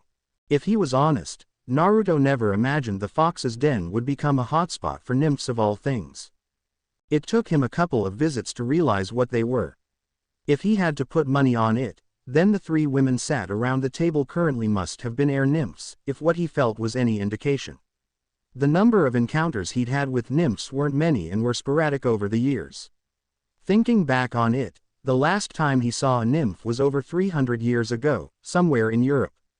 Germany if he remembered right, or possibly France. With a moment of peace and everyone inside happy with their orders, the blonde grabbed a spare tray and started moving around the tables, collecting up the finished plates and cups. Thanks to the first 3 months being a success, Naruto chose to make a few changes in the kitchen, namely to make the working hours for his clones a little easier. His clones had been a godsend, and if not for them, his menu for the den would have been a fraction of what he offered, especially when it came to the cakes and desserts. So, he installed a commercial dishwasher and glass washer, instead of cleaning them all by hand by the sinks. So far, it had made a world of difference. It was always funny to see how the smallest of things could make all the difference in the workplace. He was halfway around the room making his rounds, his tray stacked high with plates and cups when he found himself freezing in place. His eyes flickered up to the entrance of the den, hovering over the door. Slowly, he journeyed back to the front after dropping the tray off in the kitchen, handing it off to a clone who looked at him with a serious expression. Every clone behind him had stopped, each wearing a similar look on their faces. They felt it too. It was another energy signature. However, this one was vastly different from the nymphs that occupied his tables. He didn't sense any attachment to the air, or the earth, or the sea. It was darker in nature and made the hairs on the back of his neck stand on end. In short, the energy felt like death. Looking across the room, the trio of nymphs had sensed the oncoming power as well, if the way their bodies stiffened. Their eyes were wide as dinner plates, expressions stuck in a mask of fear and terror. No one else in the room appeared to be affected, though he had no time to determine how or why when the bell over the doorway jingled, a waft of cold air entering the room as a body walked inside. The person in question was male, standing around the same height as himself with skin the color of teakwood. His eyes were a haunting shade of gold, like the honey he offered to his customers with their tea and coffee. Long black hair flowed past his shoulders, like a curtain of shadows that covered part of his regal and king-like face. He was dressed immaculately, wearing a suit that made the Hollywood stars from the TV look inadequate in comparison. Across the room, as he made his way towards the counter, some of his female customers took notice. If the blushes appearing on their faces were any indication, they found the man very attractive. When he got to the counter, Naruto noticed the man looking around the room, not giving anything away with his expressionless face. The man made him feel a little on edge, though outwardly he didn't show it. Anyone that gave off a sense of death needed to be closely watched, especially around so many civilians who were none the wiser. He looked at the three nymphs out of the corner of his eye, though noticed the man briefly looked their way as well. All three visibly gulped, and to Naruto's surprise, gave the man a short curtsy, despite being sat down. Just who was this guy? He thought, before putting on a smile. Welcome to the Fox's Den, Naruto welcomed, ending the silence and catching the man's attention. As he did with every customer, he took out a menu and offered it to the finely dressed man. However, unlike everyone else that walked through his doors, the man didn't take the menu. Instead, he stared at Naruto, then looked in the glass cabinet where many of the den's cakes were presented to the public, and then back at the blonde. "Are you the owner of this establishment?" His voice was rich and velvety. It was so smooth the blonde could picture the voice belonging in a blues club, making the women swoon and sway with his velvety tunes. "I am. Is there something I can help you with?" The man nodded, lacing his fingers together and placing them on top of the counter. "You can. My name is Mr. Black. I'm here representing a client, if you will, who wishes to privately book your establishment out for an afternoon." Naruto's eyebrows raised in surprise. This was a first. Really, truthfully, he hadn't looked into the idea of customers privately renting the space out for an afternoon or an evening. "Really?" The man nodded, his face remaining impassive as honey gold met blue. "My client has caught wind of your establishment and heard the glowing reviews from members of her family that have already visited. Her interest has piqued because of it, and she wishes to visit you to see if the word of mouth is true." The blonde nodded, though he adopted a confused look. "Well, that's great and all, but why does she need to rent out the entire place? Can't she visit during my regular days? The list when we're open is displayed on the window on the right as you enter." "Unfortunately not, due to certain time constraints." The man known as Mr. Black answered back immediately as if expecting the question. "My client is a busy woman, who has important duties and responsibilities that she must see to, around these months in particular." The man shifted his stance, reaching into his pocket and pulled a check. "Her current place of work can be rather time-consuming." Rubbing the back of his head, Naruto guessed he could understand the reasoning, though renting it out for one person seemed a bit much. Who was this person anyway? Some kind of CEO of some big-time corporation? Or maybe some visiting princess, or queen? He was sure he didn't have any royalty visit his little cafe yet. At least, none that he knew of anyway.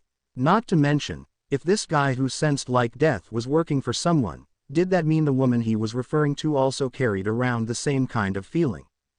Humming to himself, and tapping his fingers against the counter, Mr. Black patiently waited for Naruto to speak. "So, it's one person renting the place out. Am I getting that right? I'll be catering to one person if I accept." Two. Her husband will be coming with her." The blonde sighed as the picture forming in his mind became clearer. "Okay, I guess that makes sense. They want a private space to enjoy their meal." "That's correct." Motioning for his visitor to wait one moment, the blonde disappeared into the back room. Before long, he returned, this time with a red book in his hands, revealed to be a business diary. "It shouldn't be too much of an issue, so long as they give me some time to warn my other customers. This is the first time I've done something like this since I opened." Taking out a pen from beneath the counter, he held it ready in his hand. Did your client have a date in mind? She did. She would like the 14th of February. The 14th. Oh, Naruto started, beginning to flick through the pages before stopping a moment later. He gave the man a deadpan stare. The 14th of February. That's right. So, Valentine's Day. Once again, that is correct.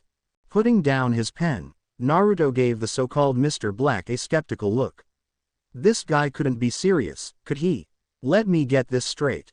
Your client wants to privately book out my cafe for an afternoon on Valentine's Day of all days. One of the potentially busiest days of the year for someone like me. Which also happens to be tomorrow. The blonde shinobi felt like wringing the guy's neck when he nodded. That's right, hence, why I was given this. He held up the hand with the check still resting in his grasp and placed it down on the counter. My client is the understanding kind, and to compensate you for your time and willingness to accept under short notice, I was permitted to offer you a blank check. Naruto blinked in surprise and tilted his head when he stared down at the check. True to Mr. Black's words, the part of the check that displayed the amount of money was blank of any writing, while a very neatly written signature was present in the bottom corner. Your client is serious about this, huh? She is. She is a lady of taste and is not the type who visits the average establishment. For her to come to your business and bring her husband with her is a great honor. The blonde noticed the way the smartly dressed man enforced the last part of his sentence. So, I can write any amount on here. The man nodded, so he further asked, I could write down something like $1 million and that wouldn't be an issue. Watching Mr. Black closely, the man pushed a lock of stray hair out of his face, his gold eyes boring into his own with something akin to amusement. Mr. Uzumaki. Naruto nodded, and let the man continue. All I will say is that money is of no issue to my clients. Name your price, and I shall inform my client you will be expecting them tomorrow without delay. The blonde shinobi couldn't help but whistle, both in amazement and amusement. Whoever they were, they must have pockets that ran deep into the earth if they could throw around words like that. Rubbing his chin as he let the information sink in, he ignored Mr. Black's expressionless stare as the man waited for a response. The blonde shinobi of old wasn't worried when it came to money. Not in the slightest. Over the years of his existence, Naruto had done the smart thing and kept a little nest egg to the side that over time began to grow and grow. It was the side effects of becoming a responsible adult. When his decision to come to New York and set up shop was decided, he dipped into that nest egg and got everything he would need with it. His home, the fox's den, all the appliances, and furniture. Not to mention all his ingredients. If he was honest, when everything was added up, it hadn't broken the tip of the iceberg of the fortune he was sitting on. He rarely touched it and had it all hidden away in a location only he was aware of. Everything he made from the fox's den went into a bank account he set up before arriving. He couldn't look too suspicious. Then again, I am running a business and that's a whole afternoon of revenue not coming my way. $1 million is too much, even if their pockets are too deep to make sense of. He didn't want to appear too greedy, but if they were offering a chance to fill his wallet then why not? He wouldn't go too overboard. $10,000 and you have yourself a deal. Seemed like a fair ask. Hiding his surprise, he watched as Mr. Black didn't bat an eyelash and pulled out a fancy-looking Mont Blanc fountain pen from his inside pocket. Is that made of real gold? How fancy are these people? Scribbling the amount on the check, Mr. Black looked him dead in the eye, the check being offered to the blonde barista. Taking it and giving it a once-over, Naruto smirked at Mr. Black. I hope this doesn't bounce. That would be embarrassing after everything the man just told him. Mr. Black didn't react. He remained completely stone-faced as he replied, trust me, Mr. Uzumaki, it won't. If you say so. Glancing at the name written on the check, he rose an eyebrow. Mrs. P. Underhill. Might I inquire what her first name is? I like to know the names of the people whose money I'm taking. Rolling his neck, a distinct pop made the mysterious Mr. Black sigh in comfort before answering, you'll get your answers tomorrow. Until then, all you need to know is that my clients will arrive tomorrow at 4 p.m. How long they will stay for, I don't know. However, I recommend that you prepare thoroughly.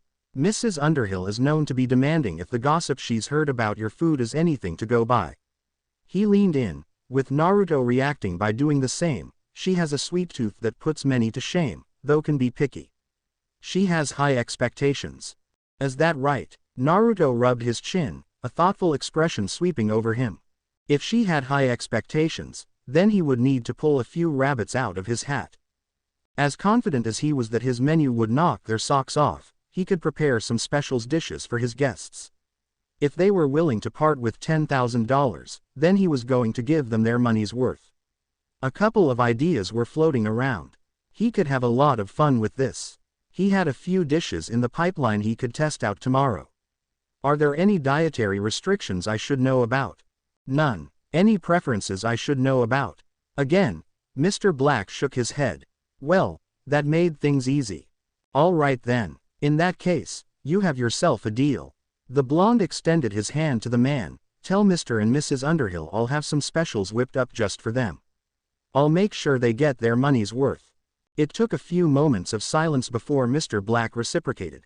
The man had a firm handshake, and Naruto couldn't help noticing how cold the man's hands were. They felt like ice cubes. I'll pass on the message. Nodding, the blonde pocketed the check. Before the man left, he spoke up again. Can I get you anything before you go? Mr. Black was prepared to turn around and leave at a moment's notice, but he couldn't deny the smell radiating from the fox's den was heavenly. He looked across the room, ignoring the shivering forms of the nymphs, and looks at what some of the mortals were eating and drinking. He hadn't visited a cafe in the mortal world in decades. His eyes flickered to the cabinet with the cakes, zeroing in on the chocolate cake to the far left. His tongue licked the edge of his mouth. That looks good.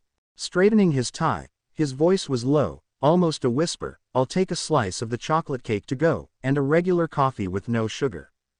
Coming right up. Valentine's Day. My dear, you can't be serious, Hades muttered, his voice low as his dark eyes took in the orange frame that wrapped around the front of the building. He'd never seen something so hideous and deliberate in centuries. It was like a monstrous beacon of color, and far too bright for his rich taste.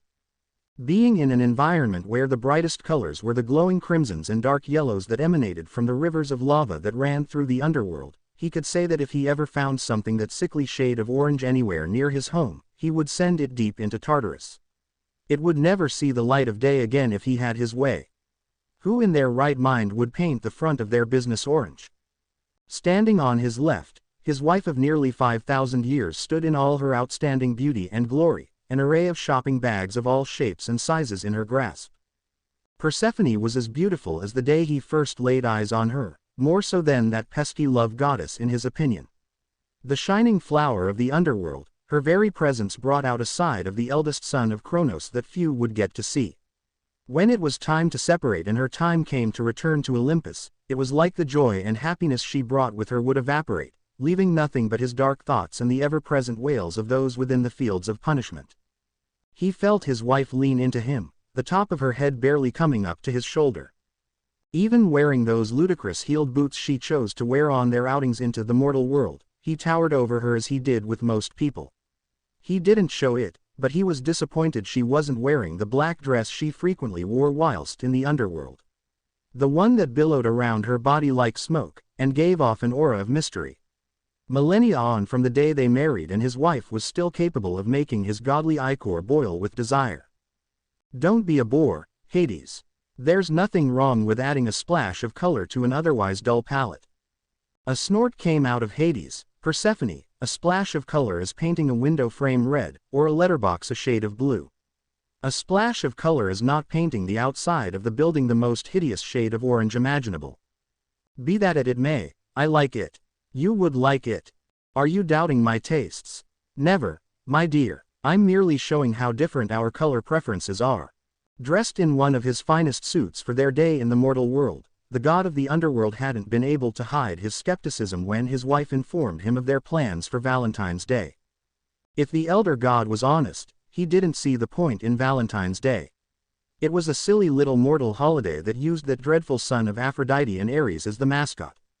The love goddess was bad enough on the rare occasion that he came into contact with her, but her son was equally as bad. The only difference between them was Aphrodite knew where the line was when it came to her Olympian family. Eros, on the other hand, had a habit of forgetting the line existed. Being one of the few gods who could strike genuine fear into the hearts of an Olympian like Zeus, Demeter and Hera, thanks to the powers endowed to him by Aphrodite, Hades always kept one eye open should he discover Eros was nearby and in the neighborhood. Those love-enforced arrows of his could do more harm than good. By some divine miracle, the son of Aphrodite knew better than to pick a fight with him, though he couldn't deny a piece of him wished the little pigeon-winged cherub would give it a try. Oh, the satisfaction he would get from beating that little annoyance into Tartarus would be legendary. Back to the point of Valentine's Day, Hades didn't understand why he needed to show his wife how much he loved her on this one particular day. During the 6 months of the year that Persephone was in his embrace, he tried to show her every day how much he loved her. Granted, there were missteps along the way and their time together had been a learning experience for both of them. His undeserving black heart did love his queen and wife to Tartarus and back. He didn't need a silly holiday to show it in excess. "Well, shall we go in?" Persephone asked, her watery gold eyes silently motioning to the front door and unaware of his thoughts. Sighing, the god of the underworld knew there was no getting around it. "Very well." Persephone puffed out her cheeks in annoyance. "You could try and sound enthusiastic." "That was me being enthusiastic." His response only served to get a groan out of his wife. Crossing his arms over his chest, his dark pupils flickered to the corner of his eyes, looking in the direction of the Empire State Building. A heavy scowl marred his face, and one of his hands tightened into a fist. Although the mist shrouded Olympus from the sight of the mortals, Hades could feel its presence lingering over the famous skyscraper. The home of the Greek pantheon has never been a home to him, nor did it welcome him like it did the rest of his family. Being near its doorstep, it never failed to stir up old and bitter feelings. His so-called family were the ones who made him into the person he was, keeping him at a distance at all times and never trusting him the same way after the Titanomachy. His temple should have been on Olympus, just as his brothers and sisters were built on its surface. Hell, Poseidon had one on Olympus and within Atlantis. There was no telling how many that dunderhead, Zeus, had. The point was, he helped build Olympus into what it was, and should have been recognized for that like the rest of them. Why couldn't they have gone to another city? Before Hades could let his thoughts begin running away, the petite and smooth hand of his wife laced through his fingers. The contact was enough to halt those thoughts. "Stop thinking about them." "I wasn't." He didn't fight her grip as she pried his hand away from his crossed arms. "Yes, you were." A pang of sympathy ran through Persephone's chest. The goddess of spring had learned the telltale signs of her husband over the millennia. She knew something was bothering him like a pit in her stomach. "I know you don't like being so close to Olympus and it stirs up old feelings and grudges, but we've had a nice day out so far, haven't we?" It took a moment, but Hades gave a short nod. "Good, I'm glad. Let's not spoil it with ill feelings." His expression softened. "It's not that I haven't enjoyed our time today. I have enjoyed it, I promise." He gave her hand a light squeeze, and felt the corners of his mouth twitch up when she smiled at the gesture. "I don't see why we couldn't have gone somewhere else. California, Boston, even Miami would have been a welcome change. The essence of my siblings and Zeus's ilk can be sensed all across New York. I'm surprised we haven't run into one of them yet." A sigh escaping her lips, Persephone dropped her bags and laced her arms around her husband's neck. The gesture was enough to feel Hades lean his body into her, embracing in the warmth she provided. Despite the size difference in their appearance, the queen of the underworld proved she was stronger than she looked. "Today is all about us. Don't make it about them." Hades stayed silent for a couple of moments, letting her words sink in. "I know, and I'll try.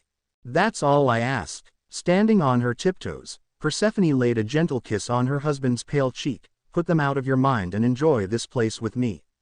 I've heard great things about it. Even Thanatos told me how much he enjoyed the food here." The crumbs from his chocolate cake were still on the corner of his lips when he came to confirm the reservation. "I guess if Thanatos enjoyed it, then it's worth a try," Hades admitted. Like most of the gods and goddess of his ever-expanding godly family, his lieutenant was a picky eater, and like himself, had a rich taste when it came to mortal cuisine. If Thanatos enjoyed what he ate, then it couldn't have been awful. Though, he was still skeptical about the kind of man that painted part of a building orange. "Lead the way," my love. Persephone beamed at Hades, the twitching of his lips strengthening until a small smile graced his often scowling face. Pushing the door open, the sound of the bell rang as they entered. Like their fellow immortals, a wave of warmth shrouded over them, and Hades watched as his wife visibly relaxed, and together they took in the room. The rich smell of coffee laced the air, reminding him of the mornings his wife would wake him up with his favorite blend of coffee. The room was bigger than either of them expected, with tables and chairs pushed to each side, with one singular table with 2 chairs sat in the middle of the room. You must be the Underhills. Both sets of eyes gazed over to the counter, where the patiently waiting owner was stood. The Underhills, Hades thought, rolling his eyes at the surname Persephone had given them. His wife loved coming up with new aliases for them during matters like this. Walking out from behind the counter, Naruto extended his hand to Hades, a pleasant smile on his face as he greeted the pair of immortals. My name's Naruto Uzumaki, the owner of the Fox's Den. First things first, I would like to thank you for taking an interest in my humble establishment. When your representative came by yesterday, I hardly believed it.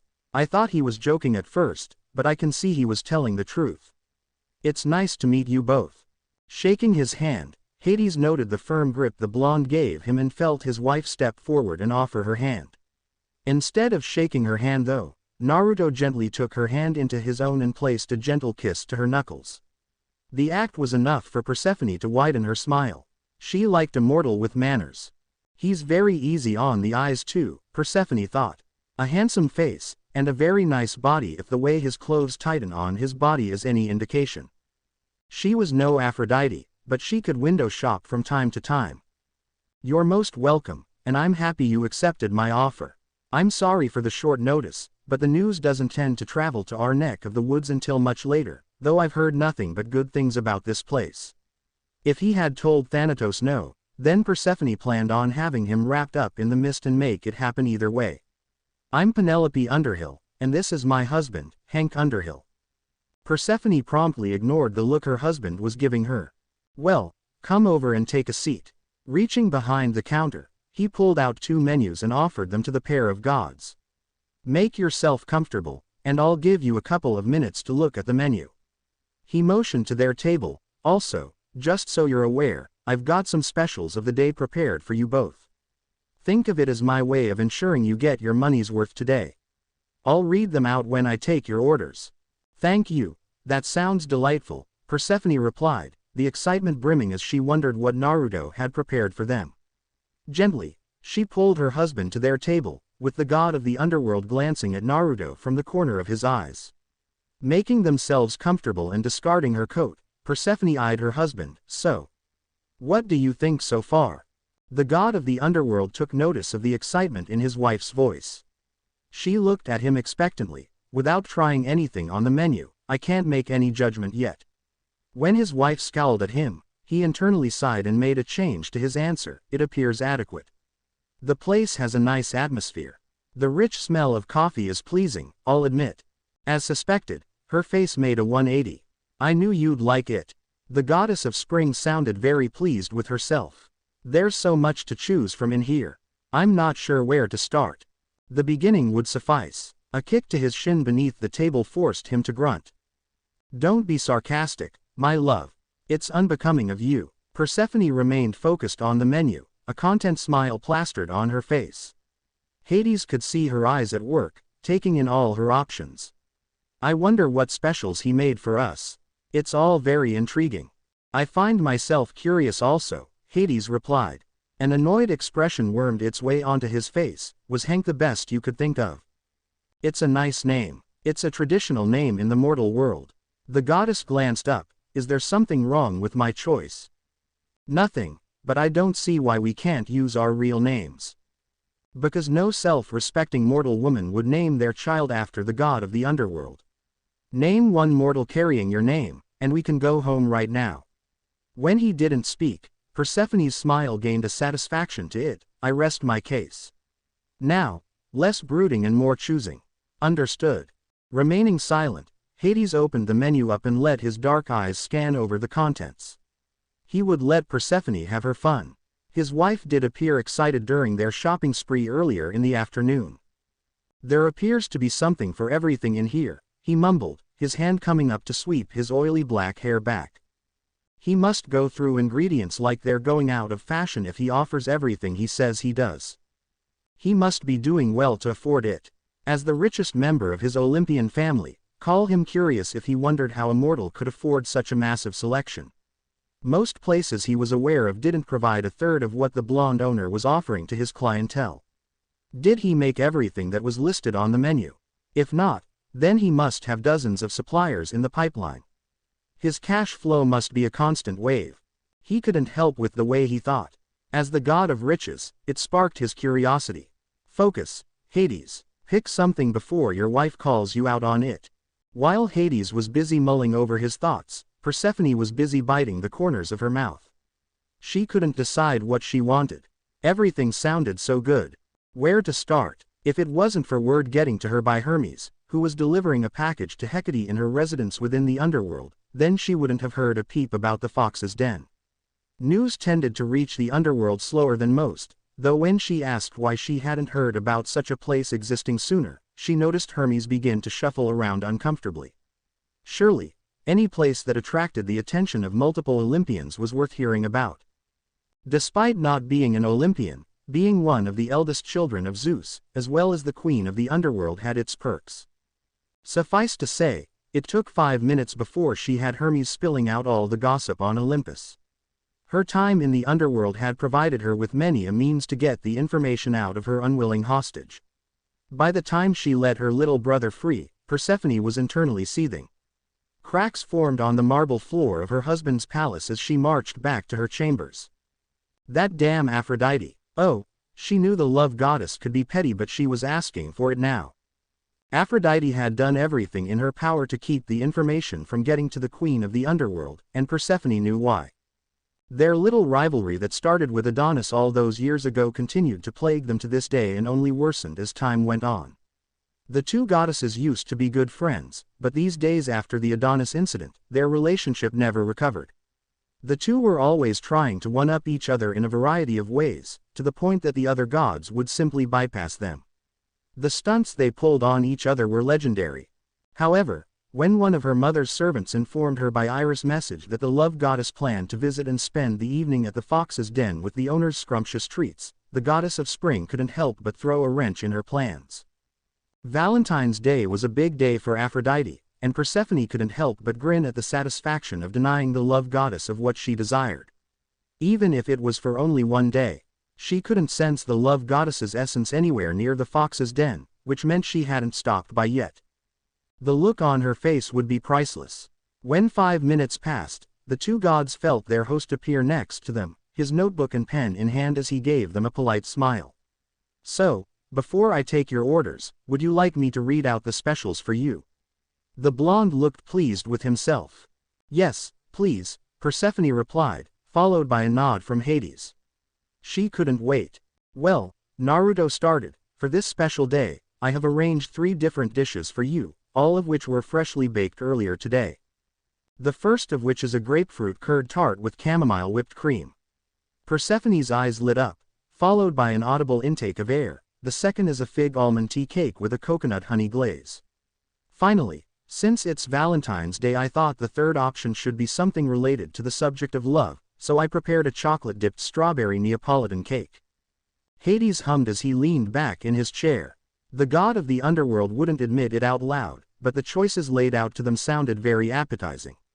If the mortal prepared such dishes for them, and if he liked them, he would be willing to leave a generous tip for the man, despite the money already provided. Despite his reputation, Hades commended hard work and dedication. Looking at his wife, Persephone was practically bouncing in her chair, her eyes lit up like fireworks. If the dishes were half as good as the gossip suggested, then Persephone contemplated dragging the man to the underworld and having him set up shop just for her. She had a spot in mind next to her famous garden. That way, she and her husband could have their orders brought to them on the veranda overlooking the fields of Asphodel. Her fellow goddesses might not be happy with the change in location, and it meant they would have to gain her husband's permission to enter his realm if they wanted to visit. Seeing his wife's excitement, he snapped his menu shut and looked his wife square in the eye. In that case, we'll take all 3. My wife and I will share a plate of each of your specials between us. Naruto nodded and wrote it down on his notepad. His smile widened when he saw Persephone reach over the table and take her husband's free hand into her own. A tiny smile grew on the face of Hades and winked in his wife's direction. It was beautiful to see how in love the pair were with each other. He got the feeling the husband was the type who would go to the moon and back if it made his wife happy. You guys are a sweet couple.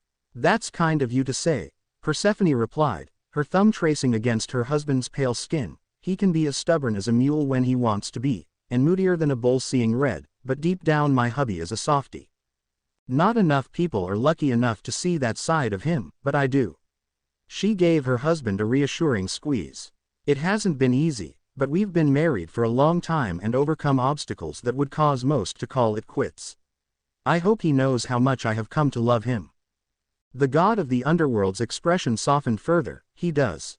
You're lucky to have each other, Naruto replied, his gaze turning and staring out the window at the people walking the pavement across the road. Most people these days don't seem to understand how precious marriage is, especially when the right person comes along. It provides an opportunity to grow in selflessness as you serve your wife, or husband, and any children that come from the union. It's more than a physical union, it is also a spiritual and emotional union. Both immortals looked at him with mild surprise. They both looked into his blue eyes and noticed a sadness within them. Any kids? Both nodded. A daughter, Hades quietly replied, still looking up at the blonde owner with an inquisitive stare. That's nice. Are you married? The question came from Persephone. Right before her eyes, she noticed a momentary shift happen with the blonde owner. Like a door had been cracked open, followed by a wave of sadness briefly resonating from his person, and his face gaining a faraway look as a sad smile took over. Persephone almost wished she hadn't asked. Widowed. Oh. Her voice was quiet. I'm sorry. She hadn't intended to stir up old feelings. To be so young and already a widow must have been difficult. He looked barely out of his 20s.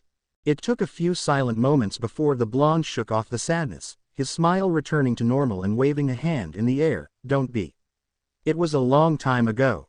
Seeing you both together reminds me of my time with my wife, and how I wish we had longer together. I miss her, dearly. He brought his notepad and pen back up. Now, let's keep going with your orders, shall we? What would you both like to drink?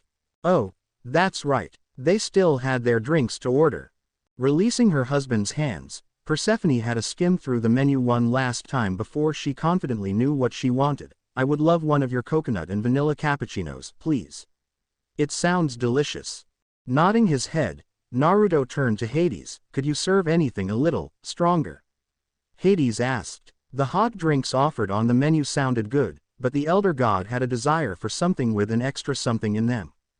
Stronger. In what way? Say with a little extra kick. Hades put some emphasis on the last part and Persephone watched as an understanding occurred between the two men. Tapping his chin with his pen, Naruto made a humming sound. I get you. Normally, I wouldn't serve any alcohol in my drinks, which is why I haven't put any on the menu. Although, I could make an exception given the private setting. Did you have something in mind? Perhaps an Irish coffee. Would that be out of the question? A half grin stretched onto Naruto's face. I think you might be in luck. Naruto gave an appraising look. I like your style, Hank Underhill. Hades nodded in the blonde's direction, saying nothing about the alias. It will take a bit longer to prepare, so I hope you don't mind the wait.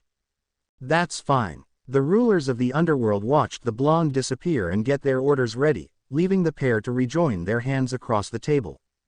He seems nice. He's all right, Hades replied, for a mortal anyway. Persephone leaned her free elbow on the table, and placed her head in her palm. We should bring Melino with us next time. That girl doesn't leave the underworld enough.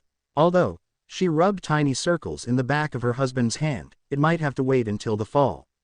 I'll be returning to Olympus in a few weeks. Maybe we can plan an outing for the three of us when I return in the fall. A grunt came out of Hades' mouth. He wasn't against the idea. He just didn't like hearing his wife speak about their upcoming separation for 6 months. Don't be like that. It will give us something to look forward to when I return in the autumn season. I'd like it better if you stayed with me all year round. Hades spat bitterly. If it wasn't for that overbearing idiot I'm forced to call my sister throwing a tantrum, then you would be with me always. To this day, after millennia had passed, the relationship with Demeter only worsened over time. The goddess of the harvest and the seasons couldn't accept that Persephone could love someone like him. If Demeter had her way, which at one point she did, then she would lock her daughter away in a secret location only known to her, and barred anyone else from their family from ever seeing her.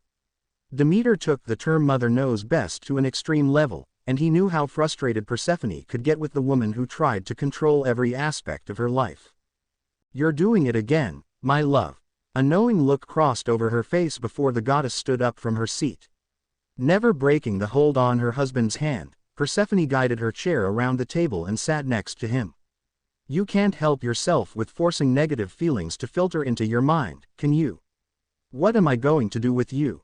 You could stay with me, and tell Demeter to fuck off back to the nearest wheat field." He replied, though regretted it when Persephone picked up a spoon and bobbed him on the forehead with it. "Ow. You might not like her, but she is still my mother, no matter how overbearing she can be. It comes from a place of love." Leaning back in her chair, she crossed one leg over the other. "If you're a good husband for the rest of today, and you don't allow any more negative thoughts to filter their way in, I might consider treating you later." "Treating me?" Reaching next to the table, Persephone pulled up one of her many shopping bags and gave it a shake in the air. While you were busy ogling one of the store's clerk's chest, she gave him a brief look, making Hades have the decency to gulp.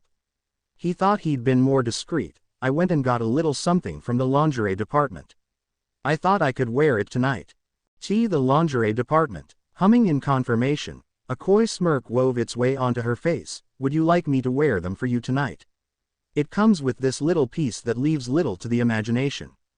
Hands still together, Persephone could almost feel her husband's godly ichor begin to heat up at the thought. "Would you like that, my love?" "Very much so." He'd be a fool not to follow her orders. "Good. Then no more negative thoughts and you might get to see it later." "Very well, my queen." Small talk broke out between the pair, time passing quicker than either realized. Before long, Naruto returned to their table, smiling at the fact Persephone was sat beside her husband, and started by lowering their drinks onto the table. Both looked impressed with their drinks, noticing no spillage on the side of the cups nor on the tiny plates they were settled on. The goddess of spring could smell the coconut radiating from her drink, and let out a hum of delight the second her drink touched her lips. It was delicious. The coconut and the vanilla could be tasted evenly, and neither overpowered the other. It was perfectly balanced. "Oh, that's amazing." She sunk into her husband's side without noticing Hades was still staring down at his drink. It looked good, and the smell of his Irish coffee was heavenly on his sense of smell. Though, he would admit the heart that the blonde owner had decorated on the foam of his drink put him off. "Don't think about it, just enjoy it, and you'll be rewarded when you get home." He was getting his treat. Bringing his drink up to his mouth, Hades found himself pleasantly surprised. It was good. No, it was better than good. It was incredible. It was so good that Hades checked whether any nectar had been added into the mix. It smelled like freshly baked cookies and tasted like dried fruits, orange peels and baking spices. It was light in body but packed a powerful punch. "What whiskey did you use?" "Sexton Single Malt Irish Whiskey," Naruto replied. "I keep a bottle in the office. Sometimes after I close up for the evening, I'll take a glass with me while I clean up. I'm not much of a drinker, but I like a whiskey from time to time." Hades nodded, and offered his wife a sip of his drink, and appeared pleased when her mouth made a tiny O shape after taking a swig. "It's good, huh? It's very good." The pair didn't wait long, and moments later, both were rendered awestruck as the plates of food were presented to them. Though for Hades, awestruck was his eyebrows lifting, and his jaw hanging open a minuscule amount. Still, to get the reaction from the god of the underworld was a praiseworthy feat. The moody god rarely showed emotion in front of mortals. Persephone though was much more vocal, and let it be known. "Oh, my goodness." She clapped her hands together, her taste buds salivating the longer she stared at the dishes. All three of their orders appeared baked to perfection and were beautifully decorated. "This is beyond what I imagined." "Thank you for saying so," Naruto replied. "I hope you enjoy your orders." If there will be anything else, let me know. I'll be stationed by the counter.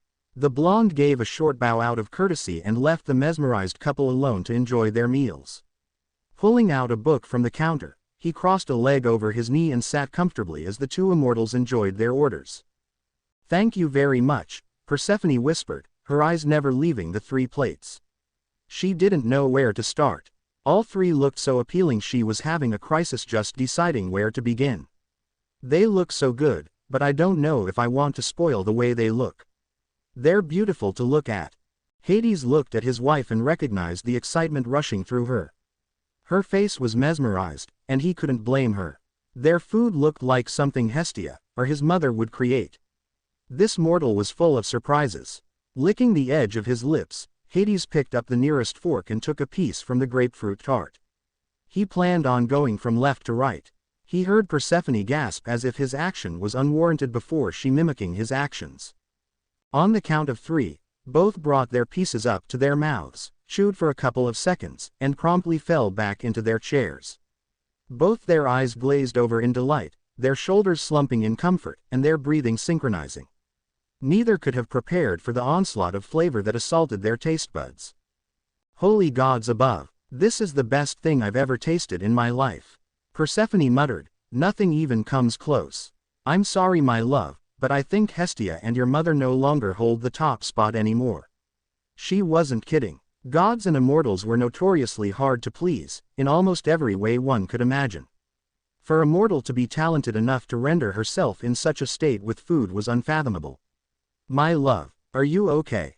The goddess of spring waited a few moments before she got a response, only it wasn't the response she imagined. Instead of words coming out of her husband's mouth, it was a long and drawn-out moan of pure delight erupting from her husband's mouth. It was guttural, like the sound was coming from his very soul. Oh my! By the counter, Naruto didn't even look up from his book. He merely shook his head and continued to read. Persephone said nothing, nor did Hades react to the sight of his wife staring at him with surprise. Instead, he shocked Persephone by cutting a larger piece of the tart with his fork and chomping on the dessert as if it was about to disappear from his life forever. Though he remained silent after the second bite, the smile on his face grew wider and wider by the second. It was as if the tart was pumping pure happiness into the veins of the god of the underworld. "Hey, no fair, stick to your half." Persephone pushed her shock aside and wrestled her husband's fork away from the tart. She wanted another piece too. "Don't make me poke you with the end of my fork, my love." It went on that way for the rest of their time spent at the fox's den. Never had the smile on Hades' face reached as wide as it did that afternoon as he ate cake and joked with his wife. Food was truly the way to a person's heart, and Persephone for one loved every second of it. Their afternoon that Valentine's Day became one of their happiest memories in recent memory, and served to cherish the love and bond husband and wife felt for each other. The blonde couldn't fathom the priceless service he'd provided for his two customers. Once the pair of immortals finished devouring the tart, they moved on to the tea cake. Once that was finished, they moved on to the Neapolitan cake. If the moans of delight that came from both Persephone and Hades were any indication, then the day had been a success in Naruto's eyes and ears. For the next couple of hours, the pair continued to order the same special dishes over and over again, and the blonde hadn't minded at all. Watching them out of the corner of his eye, the old shinobi felt old memories begin to stir in the back of his mind as a familiar beauty appeared in his mind. Hinata. Boy, he hadn't thought about his wife in a very long time. Not because he didn't want to see her beautiful face in his mind, but because when he did picture her, it only served to remind him of everything and everyone he'd lost. The ones that were forever out of his reach. Gone to a place he could never go.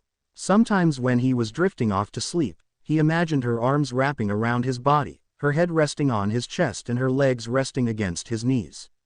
Sleeping with Hinata beside him never failed to help lull him to sleep. Whether it was her steady breathing or the sound of her heart beating against his ear. She never failed to see the good in him. Even after becoming Hokage, and the stress and pressure of preserving the peace they all fought so hard to achieve began to pile higher and higher on his shoulders, she never failed to turn that weight as light as feather the moment he stepped inside their family home. Seeing her smiling face, her eyes full of love and arms awaiting his embrace. It was a feeling that he cherished to this day. Other times, he pictured Bolt and Himawari scooching into bed with them. Their son would tuck himself between his parents, his head resting on Hinata's ample chest, while Himawari would lounge against her father. Sometimes her legs would be strewn across his face, or her body horizontal over his stomach. His daughter could sleep in the strangest of positions. These days, he awoke to a cold and empty bed, serving to remind him of his place in the world. They had been gone a long time. Sometimes, for the briefest of moments, he could feel them standing next to him. However, as soon as he became aware of the feeling, it vanished as quickly as it came. He took it as their way of saying hello. Truth be told, he felt a little depressed when they entered his mind. Shaking his thoughts and feelings away while he was on the job, he noticed Mr. Underhill trying to catch his attention, and quickly moved over to fulfill his request. This was his life now, and deep down, he knew he couldn't dwell on the past. No good came from being stuck in the past. It was just hard letting it all go. "What can I get for you?" While Hades spoke to the blonde and ordered another set of the specials, the goddess of spring remained silent, an eerie feeling in the back of her mind. The hairs on the back of her neck were standing on end and goosebumps ran up and down her arms. She hid her surprise while her husband and the mortal conversed, and turned her head so she was facing the window. Why did she have this feeling someone was watching her? When her golden eyes noticed a figure standing in front of the window, the reason for the feeling became apparent. Ah, that's why. Standing behind the glass and going unnoticed by the mortals dotting the street was none other than the goddess of love, stood with her arms firmly set by her sides, her eyes a torrent of angry colors as she tried to glare a hole through the back of Persephone. She sported a new look, like she often would when the two goddesses met in the spring and summertime, with blonde hair in a bob-style haircut.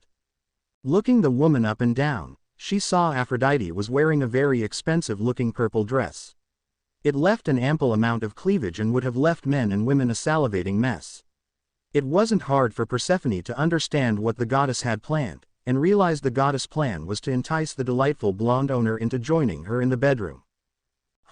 Not today. A smirk wove its way onto Persephone's face and took a sip of her wonderful drink, mouthing silently how amazing it was to the glaring goddess. The act was enough to make the goddess of love tremble, the glaring intensifying. Aphrodite would likely try and get her back for this in some creative form, but right now, she didn't have the heart to care. Instead, Persephone decided to do the childish thing, and give Aphrodite one last parting gift before returning to her husband's company. She brought up her hand and offered Aphrodite the bird, all the while her smirk widened. "My dear, what are you doing?" Her husband's voice brought her attention back to the table and found Hades and Naruto staring at her. The latter had his notepad and pen in his hand. "Nothing, darling. Nothing at all," she replied, adopting an innocent smile as she clasped her hands together. Another round of everything then. The end. I hope you enjoyed this episode. Remember to subscribe and like this video. See you in the next part.